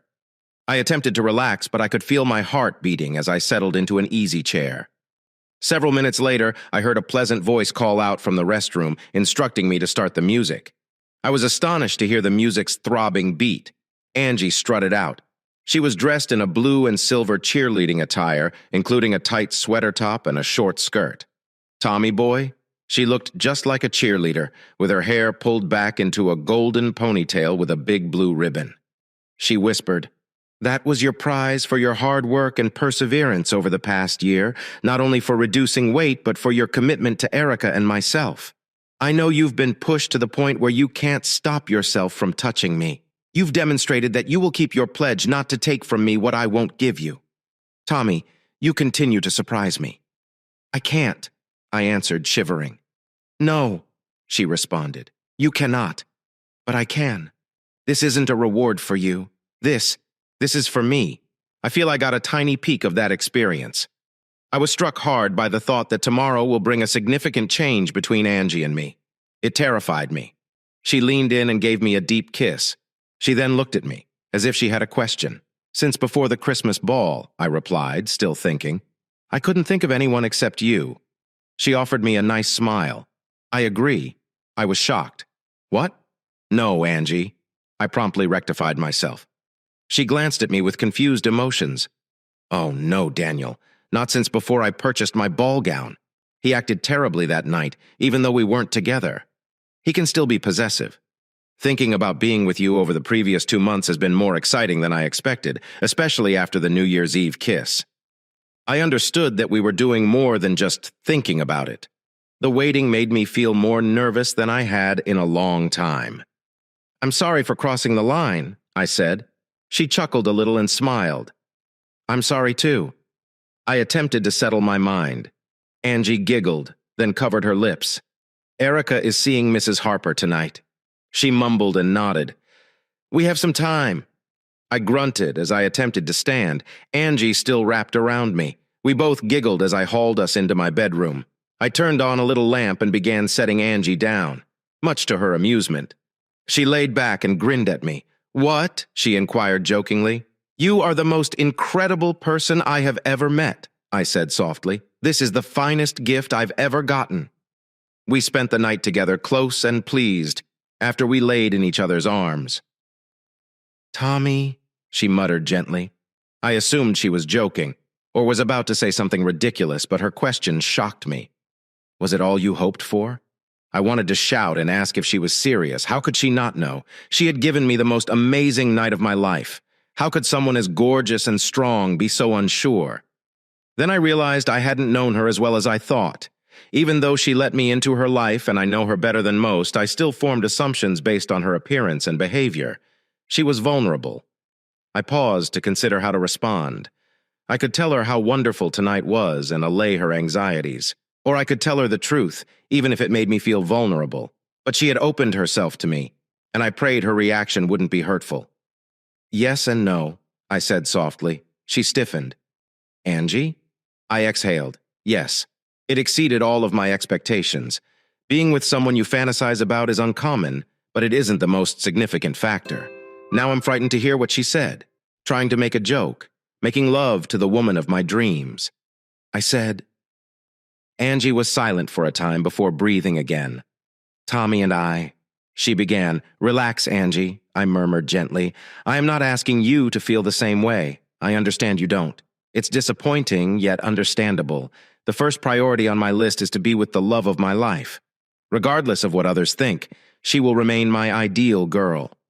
Love will make it even better than sex. I assumed I had it with Leah, but I was mistaken. It became a one-sided affection that burned out. Thank you, Angie, for tonight. It was great. Partly because you are lovely, but mainly because you care about me, even as a friend. I know you wanted to make tonight memorable, and you did, I added lightly, despite the fact that you offered me your body. Sometimes you appeared distant. I observed it. Angie, I can't separate love from affection. I felt feelings for nearly every lady I've been with. I couldn't just go out with someone casually. I attempted it in college, but it left both of us feeling empty. Did you have feelings for Tara? Angie inquired quietly. Of course, I responded. You knew I would. That is why you sent her to me. Did you know I wouldn't injure her? Yes, she smiled. And you were as kind as I had anticipated. Tommy, you truly made Tara feel better about herself again. We laid silently for a while. Then she whispered, So do you have feelings for me? Thank you, Angie, I whispered. You must understand that I love you as more than a buddy. I know you think I merely like your appearance, but that isn't true. I adore so much more about you. She was motionless for a moment. Then I felt her sob. You don't know me, Tommy boy, she whispered. If you did, you wouldn't consider me a dream girl.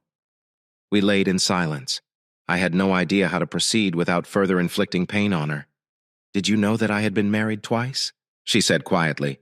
No, I responded softly. I did not do it.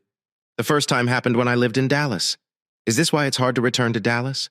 She turned over and stared into my eyes. She nodded slowly, and tears welled up in her eyes. Yes. It's difficult to return home and witness the disappointed glances of individuals you thought were friends. Worse, some family members continue to act this way. She brushed aside a stray hair and took a deep breath. We began dating while we were in high school. I was a cheerleader who had recently broken up with a star football player. Jimmy had been dating a girl who had moved away that summer, which our parents did not approve of. We married shortly after graduation. We were 18 and believed we were grown-ups. Jimmy took a full-time job at a local factory, while I was attending school and working part-time as a server. Jimmy did not have the grades for college, but I received a partial athletic scholarship to play volleyball at the University of Texas at Arlington. That first year, we were destitute but content. Then I was hurt in the spring. We were out with another couple and got into a car accident. Everyone else was fine, but I injured my back. It was so severe that I couldn't play volleyball and had to rest for a month.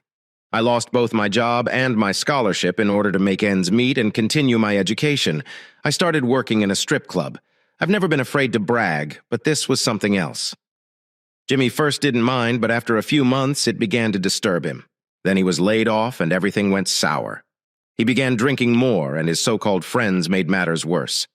They mocked him about my employment, and some even came to the club requesting private dances. Things at home became strained. Our conflicts followed a similar pattern. He would blame me, and I'd deny it and yell back. He asked me to stop stripping, and I would say yes if he could get a job to support us.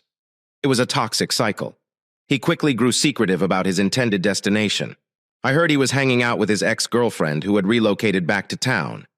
I asked him, and he denied it. One night, I left work early and went seeking for him. I found his automobile at her house, but the lights were dim. The next morning, I asked him where he had been. He claimed he was out with buddies. I'd like to say I handled the situation nicely, but I didn't. I wanted to hurt him. So I had a one-night stand with one of his filthy companions. I'll always regret that decision. I knew that would hurt Jimmy. It did. We had a bad quarrel. That's when I discovered the truth. His ex-girlfriend had moved out because she was pregnant. She was intended to get an abortion, but she chose not to and never informed Jimmy. So we discovered he had a son. He had not cheated. He was going to see his child and rock him to sleep. He didn't inform me because our marriage was already in precarious condition. I was furious at his falsehoods, but I was saddened by my own infidelity. Our marriage ended due to my infidelity and his secrets. I asked him for forgiveness. However, my acts had caused too much pain. We divorced a month before our second wedding anniversary. I was 20 years old, with a failed marriage and no employment. It was not the dream I had as a little kid. I was alone, struggling, and hating myself. Then I met Eric. He was the manager of the gym I started going to. I believed things would improve, but they didn't.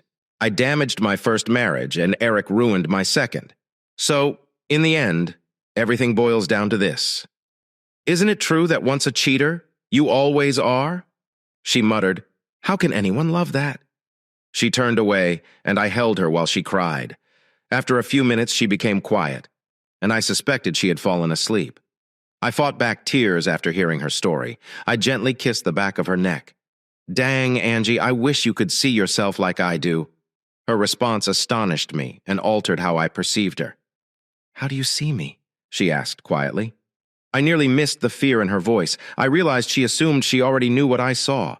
She assumed I only wanted her because she looked like every other man, and she accepted that this was her life. My heart broke as I saw how her beauty had benefited and damaged her. I wish I were a poet to express my feelings in a way you'd appreciate, but I'm not. I am a lucky guy who is holding the most gorgeous person he has ever encountered. I'm not going to say I love you because you won't believe me. You'd think I was mixing up love and want, and you'd be somewhat correct.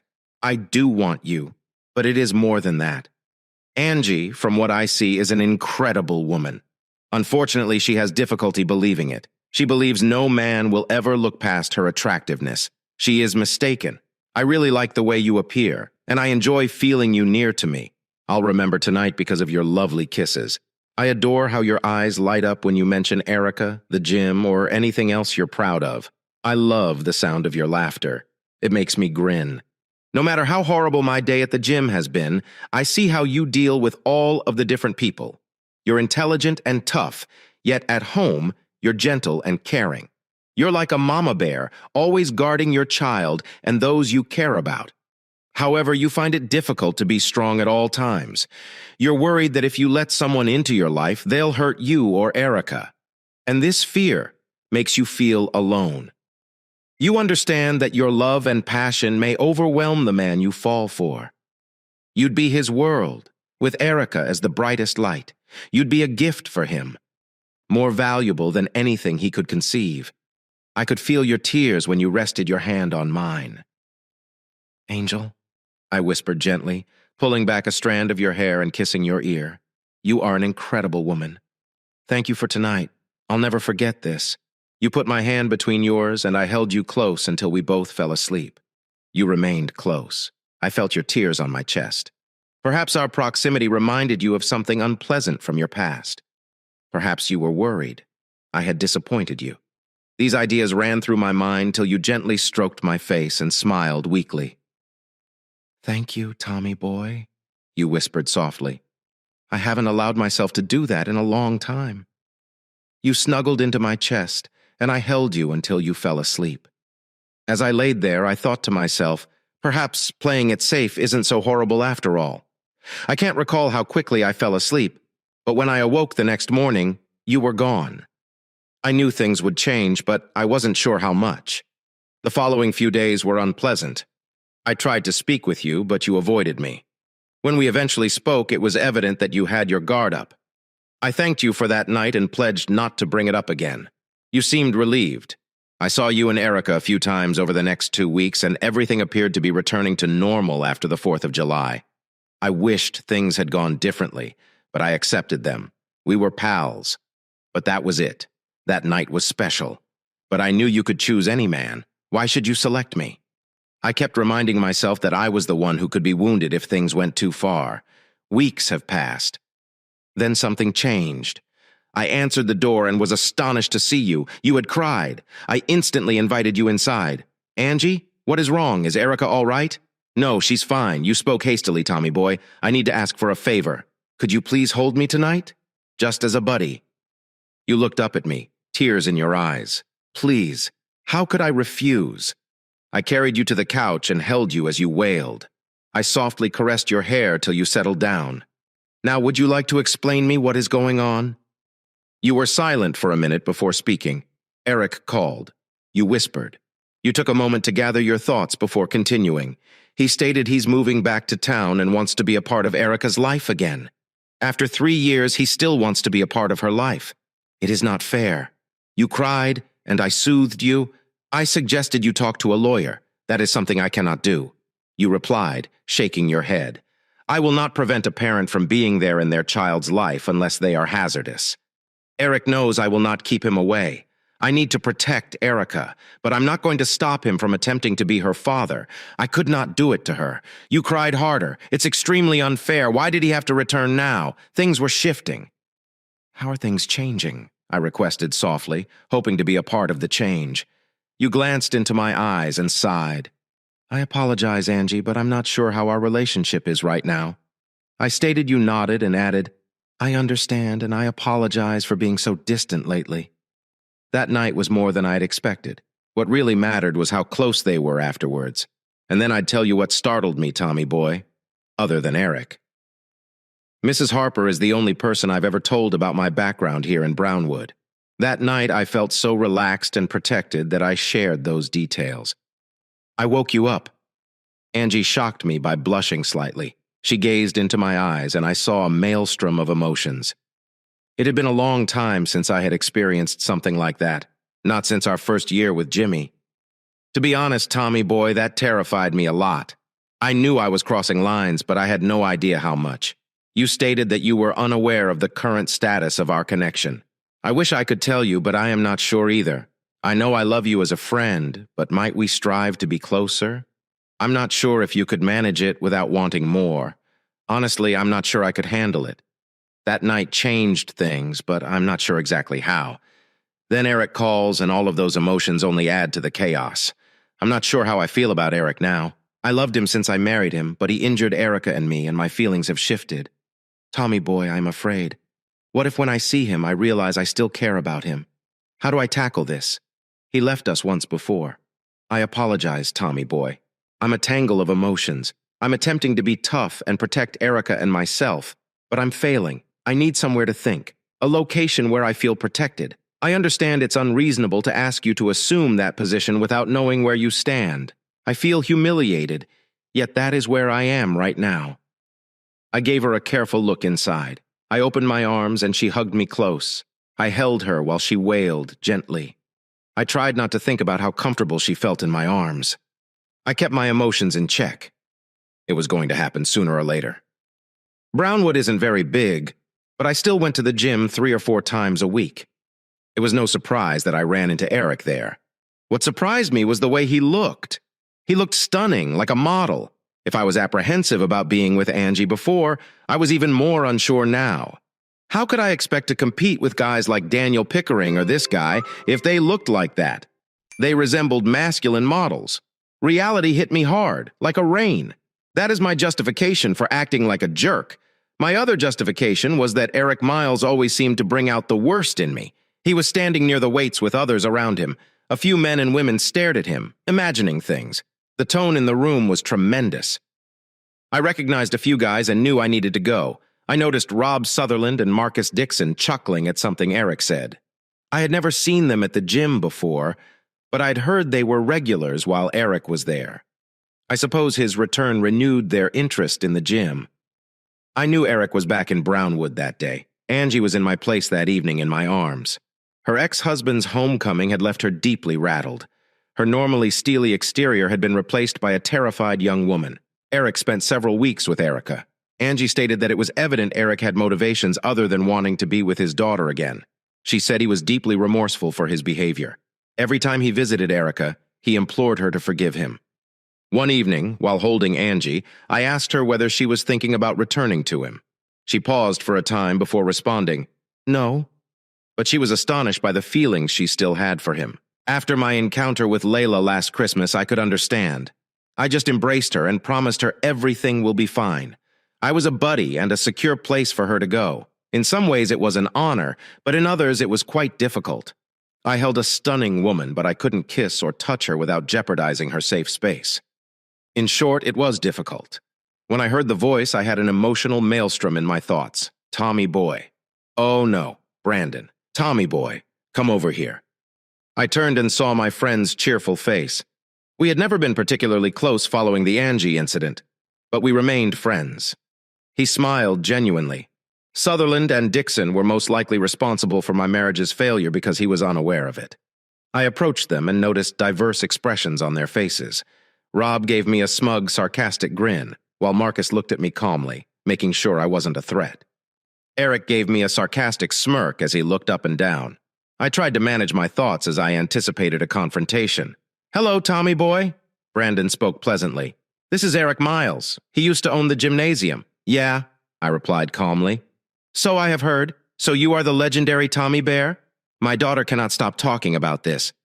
"She's a special little girl," I responded. "Yes, she is," he replied, smiling. "She is descended from nice folks." "Yeah, Angie is also quite exceptional." "Well, he did laugh, but I was talking about her father. Oh, the mother is vital, but it's the father who determines the winner."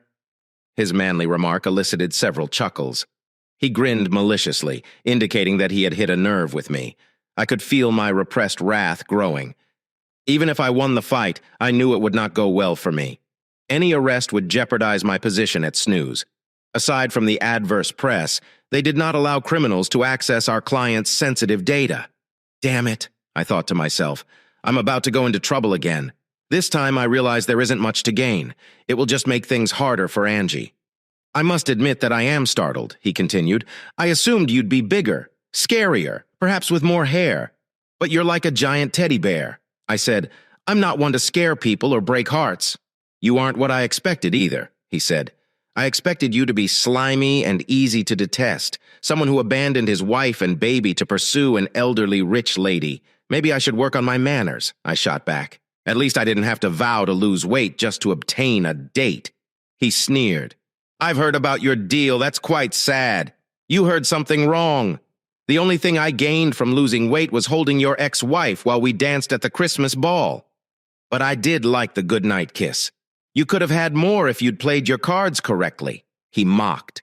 I lost my patience. I punched him in the gut, and he fell to his knees, gasping.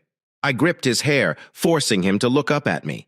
"Listen, if you make another negative statement about Angie, I'll really mess you up. Got it?" He wheezed while he wore his black belt. "I will kick your buttocks." I pulled harder on his hair. "I'm going to destroy your face so badly that you'll need someone half blind to kiss you again." He gazed at me, his eyes filled with hatred. There was a tight stillness. "Screw it," I said, pulling back to punch him again. His eyes widened with terror. "Tommy, stop," Brandon yelled. "Calm down, guy." I turned to face him, and my expression made him take a step back. "Tommy," Brandon remarked, attempting to shrug off the stress. "What's up with you? Are you upset because you aren't going anywhere with Angie?" I let go of Eric and attempted to laugh. "Damn, man," Brandon continued. "You said you did not do that for your ex. Why get so stirred up about Angie? My ex was unfaithful. I stated I didn't even know who she was with. And if she offered them anything bad, I hope they suffered." I looked at Rob and Marcus. Rob was terrified, but Marcus only smirked. I knew he'd be difficult to beat, but I'd give it my all if necessary. They said nothing. "I'll be at Angie's office until she comes back or the cops arrive," I said as I walked away. I thought I had seriously messed up my future. Sitting in Angie's office, I realized I was doing this for me, not for Angie or Erica. If I hadn't done something, I couldn't have faced myself. Sure, striking and threatening him was overkill, but sometimes you just snap. About an hour later, I heard Angie enter. She approached her desk and stared at me. "I seem to have missed all of the excitement." She spoke dryly. "When I walked through the door, I heard all about it." "I am sorry, Angie," I said. "I lost my composure. I will pack up and depart. So if Eric causes issue, you can say you kicked me out." She gazed at me, examining my expression. "Okay," she replied softly.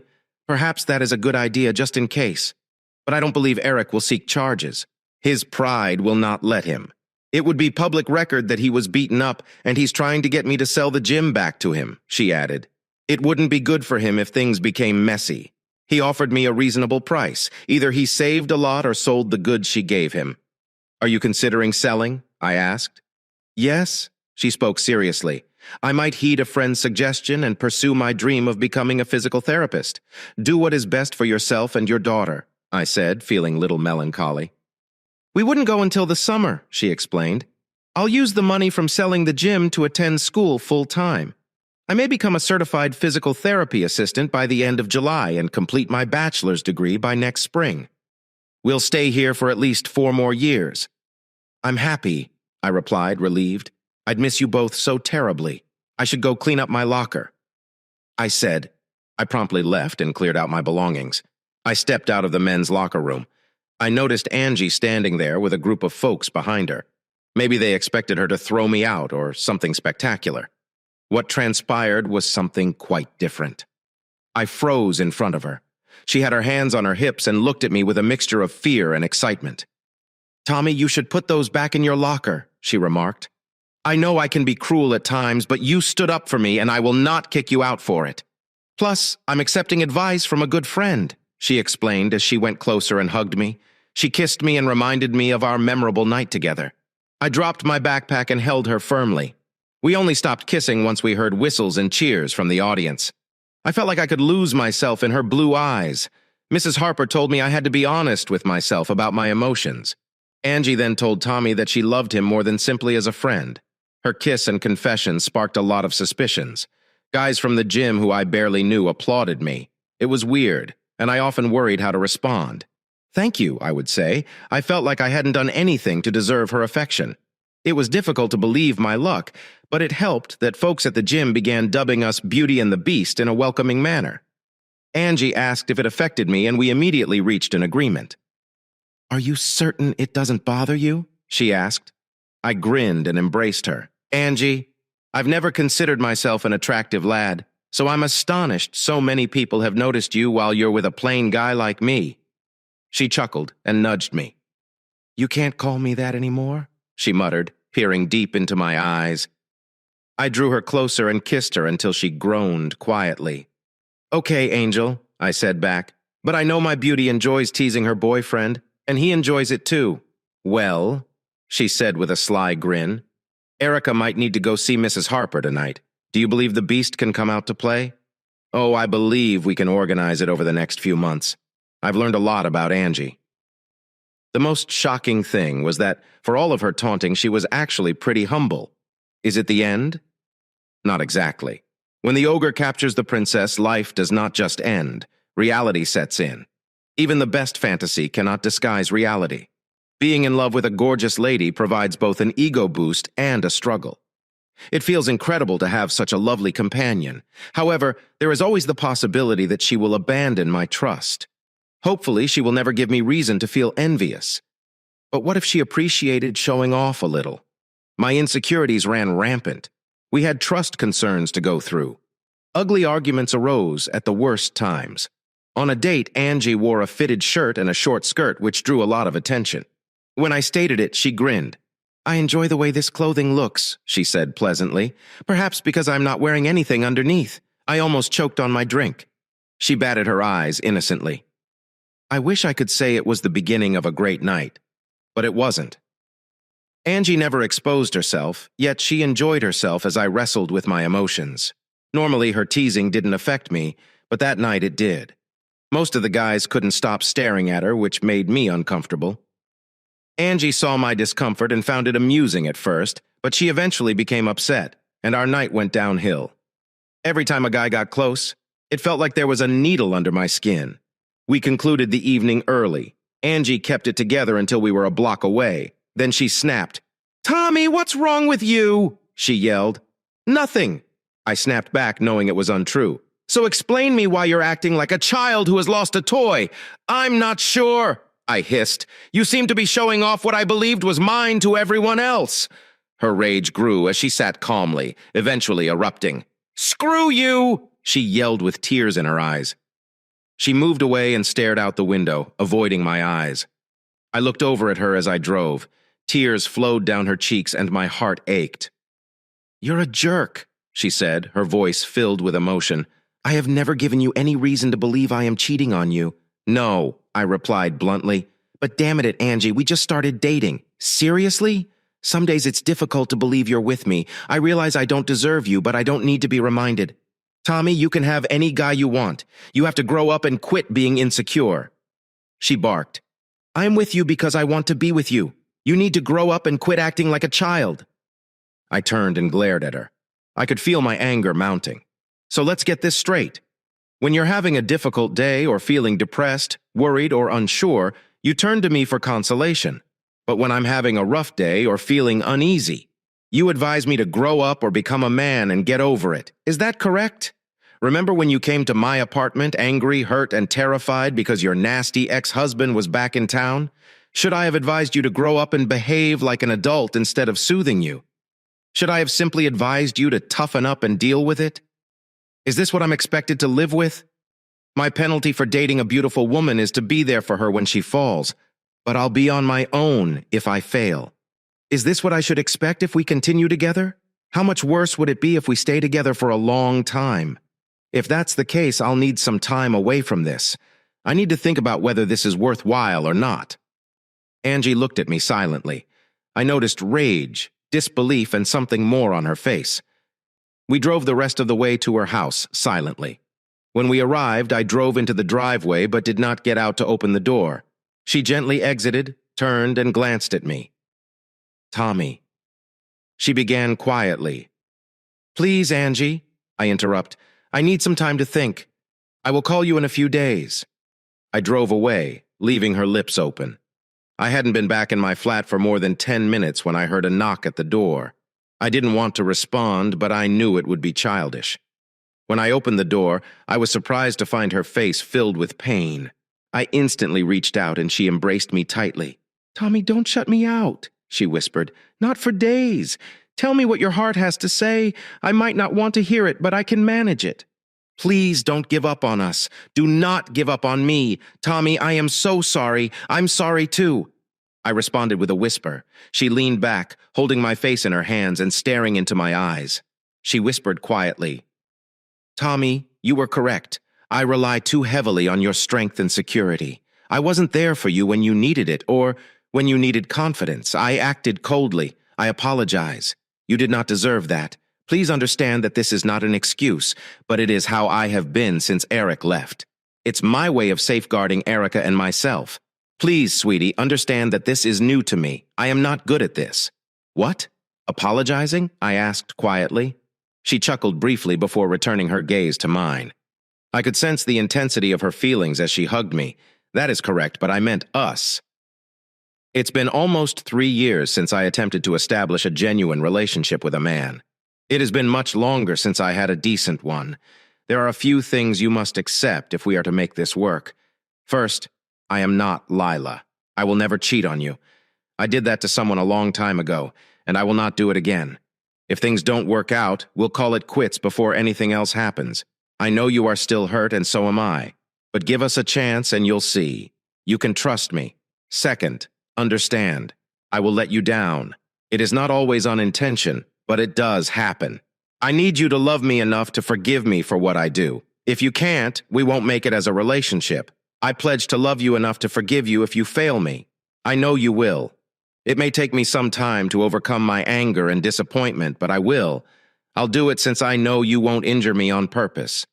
Finally, you need to face the reality.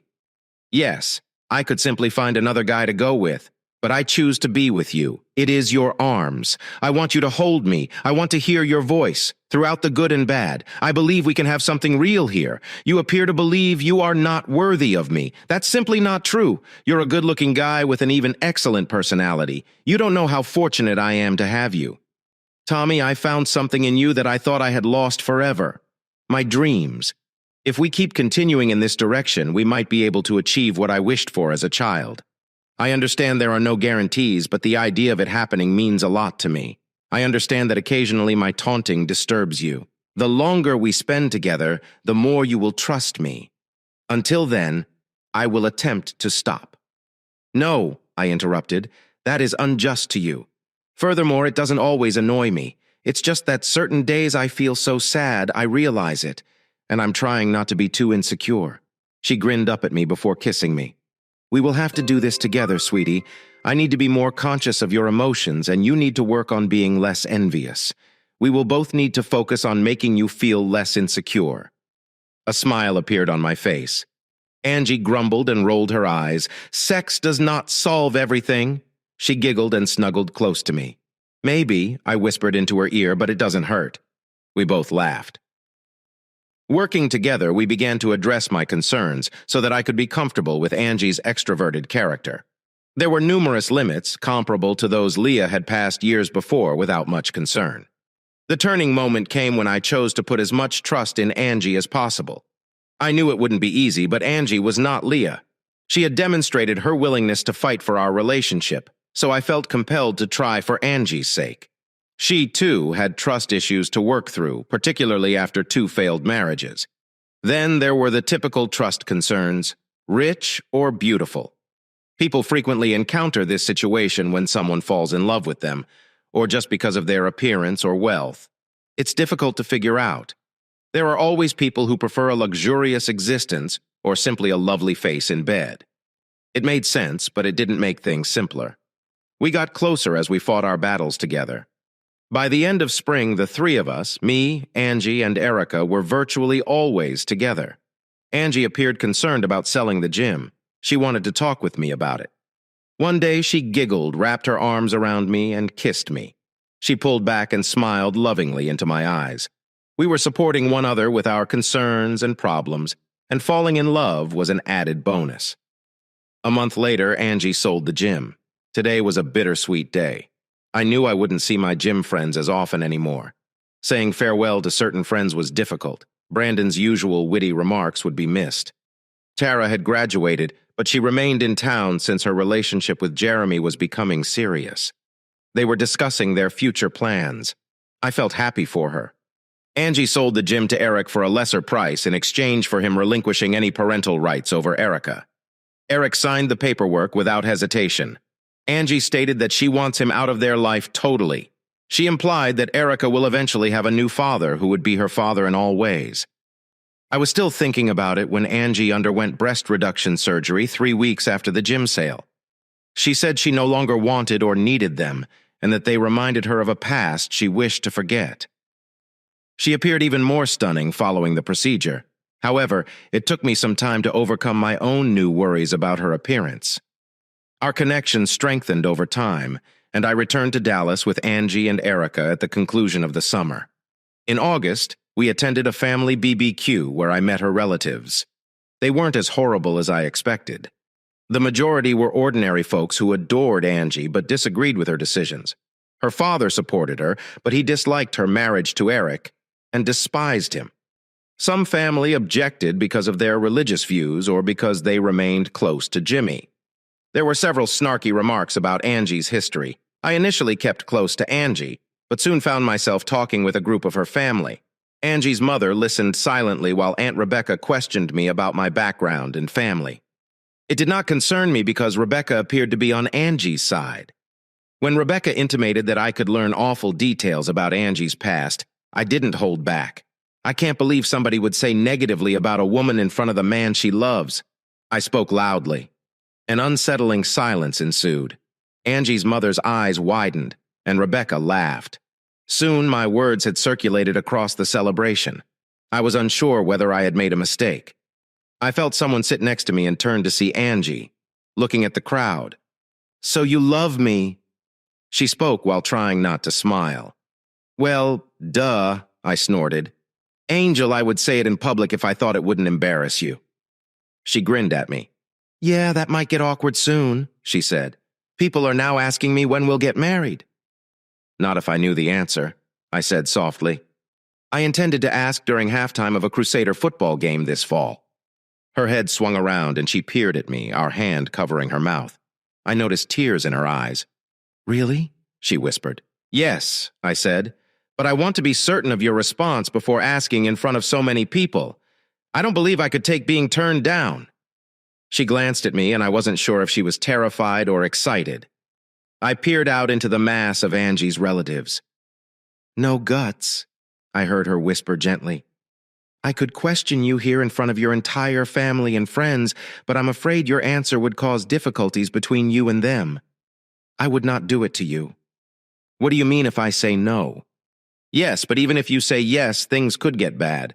Some of them dislike me because of what I said publicly. Your family. As if I cared, she said quietly. I turned to face her. She seemed deep in thought, attempting to comprehend our conversation. Do you? Angel. I spoke politely. You care. I returned to the party and carefully drew her closer. I touched her lovely hair as she put her head on my shoulder. We sat silently, my arm around her waist, and she leaned toward me. After a few minutes of silence, she spoke. I suppose you don't have a ring yet? No, I laughed. That enormous pebble in your purse terrified me. Perhaps it is envy. She laughed and hid her face on my chest. I could hear her sigh as she snuggled closer, so I spoke uncomfortably. Would you answer yes? She sat back, looking up at me. She grinned pleasantly. You will not know unless you ask me. She went closer to reach my ear. I felt her warm breath, followed by her soft lips as she softly kissed me. Then she whispered into my ear. Chicken. We began laughing, and I drew her into my arms. We exchanged deep but brief kisses before I leaned back. I need to do something, I responded, chuckling. Yes, you do, she replied seriously and quickly. I got up and left her laughing. I navigated my way through the crowd until I located him. When I approached him, he appeared bewildered. I spoke and saw. He started to recognize me. I'd like to seek for permission to marry your daughter. You already know you don't need it. It didn't matter the previous 2 times. Yes, sir, I understand. But you're mistaken. It matters. It matters to her. And I think it matters to you too. So if I answer no, you will not ask her? No, she is an adult now, and she no longer lives with you. So I'll ask her anyway, but your approval would be very important to her. And because she values it, I value it as well. He eyed me up and down as if judging me. I thought he'd see this as an opportunity to reconcile with his daughter, but I wasn't sure. Well, you convinced her to return to school. Actually, sir, it was her decision. If she didn't want to do it, I couldn't persuade her. Yeah, he replied, smiling. She can be stubborn, but I suppose you helped. Perhaps a little, I admitted. So, if anything, you have my approval. Thank you, sir. Just one thing, though. Take care of my girl. If you hurt her the way the last guy did, I'll come after you. Sir, you don't need to worry. I would never injure her. I will give my life to protect them. Hell, son, he replied with a chuckle. I believe you.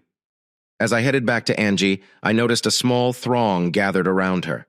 Her mother and Aunt Rebecca stood behind her as she held Erica. Angie's mother was in tears, while her aunt was giggling at Angie's shocked and slightly afraid expression. I moved in front of her, took Erica from her, and placed her on the ground next to me. I held Erica's hand in my left and Angie's in my right. Angie. I spoke with greater confidence than I felt. I've adored you from the first time you urged me to get off my buttocks and do 5 more reps, Mommy, Erica gasped as I heard some laughter behind me. I realized the gathering was swelling, but I persisted. It was easy to fall in love with you since you're stunning. But as I got to know you, I realized you are much more than that. You are the most amazing woman I have ever met. You are attractive both inside and out. I begged your father for permission to marry you. Angie, her mother, and her aunt all glanced at our father, surprised. Well, I will be damned, Aunt Rebecca whispered. I took a fleeting look back at him and noticed a satisfied smile on his face. I looked back at Angie and cleared my throat. Angie, I'd be delighted if you'd marry me and let me be Erica's father, Bear, whispered the tiny blonde girl beside me. I already have a dad. You're correct, honey, I responded, gazing into her large blue eyes. But maybe I could be another dad. You're foolish. She laughed, then thought, you can be Papa Bear. Okay, Mama Bear, I responded, glancing up at Angie. You stated I'd have to ask for your answer. Will you marry me? Angie sank on her knees in front of me and gave me a big kiss. I heard applause and claps as we came up for air. So, was it a yes? I inquired, smirking. What are your thoughts? She laughed. I need to hear it. Yes, Tom Swanson, yes, I will marry you. The remainder of our time in Dallas was a haze. As we drove to the airport, all I could think about was Angie's pleased expression. Angie's father gave her and Erica a hearty hug. I could see tears in Angie's eyes as she hugged him back. "Thank you," whispered a quiet voice beside me. I turned to see Angie's mother standing with Aunt Rebecca. Her mother was a sweet yet quiet woman. Aunt Rebecca certainly was not. They needed it severely. Angie's mother kept speaking. They might be rather stubborn at times. "Watch your language, sis." Angie's aunt laughed. Both women chuckled and kissed my cheek. As they hugged me goodbye, each said, "Welcome to our family." When we returned to Brownwood, I replaced Angie's false ring with a real one. It wasn't a large diamond, just 1 carat, but it was dazzling and visible. Angie loved it. She claimed it was big enough to make her happy. She also quipped that it was huge enough to keep other men away. She then told me that the ring was really amazing. We married in December in a tiny private ceremony at St. Catherine's Chapel. We had already been married, so it was just family and a few friends. We saved money on our wedding and spent it on a 2-week vacation in Hawaii. It startled me, but Angie was correct. Knowing she selected me as her husband made me feel a lot less jealous. That revelation, combined with her promise that others could see but not touch, made me feel safe. I gradually became comfortable with her being herself. December 2016, Brownwood. Thinking about the 4th of July 2.5 years ago. It feels like a forecast from last year. We've become a typical suburban family. I was promoted to senior network administrator. That means I manage large accounts while others work nights and weekends. It works out nicely because Angie completed her certification and is now a physical therapist assistant at Sacred Heart.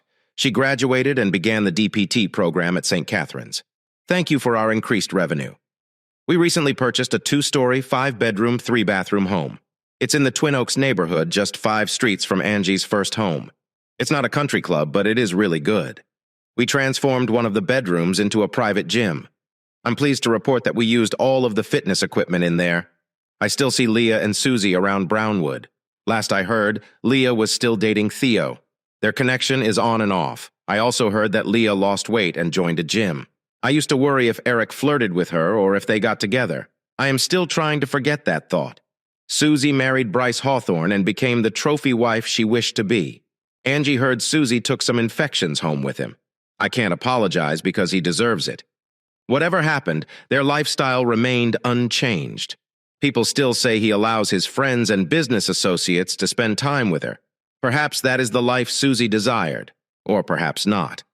I won't deny that the thought of Susie being stuck in a bad circumstance makes me happy, but I don't think of her or Leah often. Everyone makes their own decisions, and I already have 2 lovely blondes in my life. They are waiting for me to accompany them to the Christmas ball. Both my wife and daughter look stunning in their sapphire outfits. Yes, she is my daughter. I adopted her without hesitation. Hopefully, there won't be too many guys at our table this year. Erica is beautiful, but she is only 6, whereas Angie has her ring, child, husband, and is plainly anticipating another child. Erica has already given her future sibling the moniker Baby Bear for our fairy tale existence. Tonight might be a little awkward. I thought Angie looked stunning with her baby belly and couldn't keep my hands off her while she did her makeup. Thank you for listening to today's stories. If you enjoyed listening, please like and subscribe if you haven't already. Also, write a comment below with your thoughts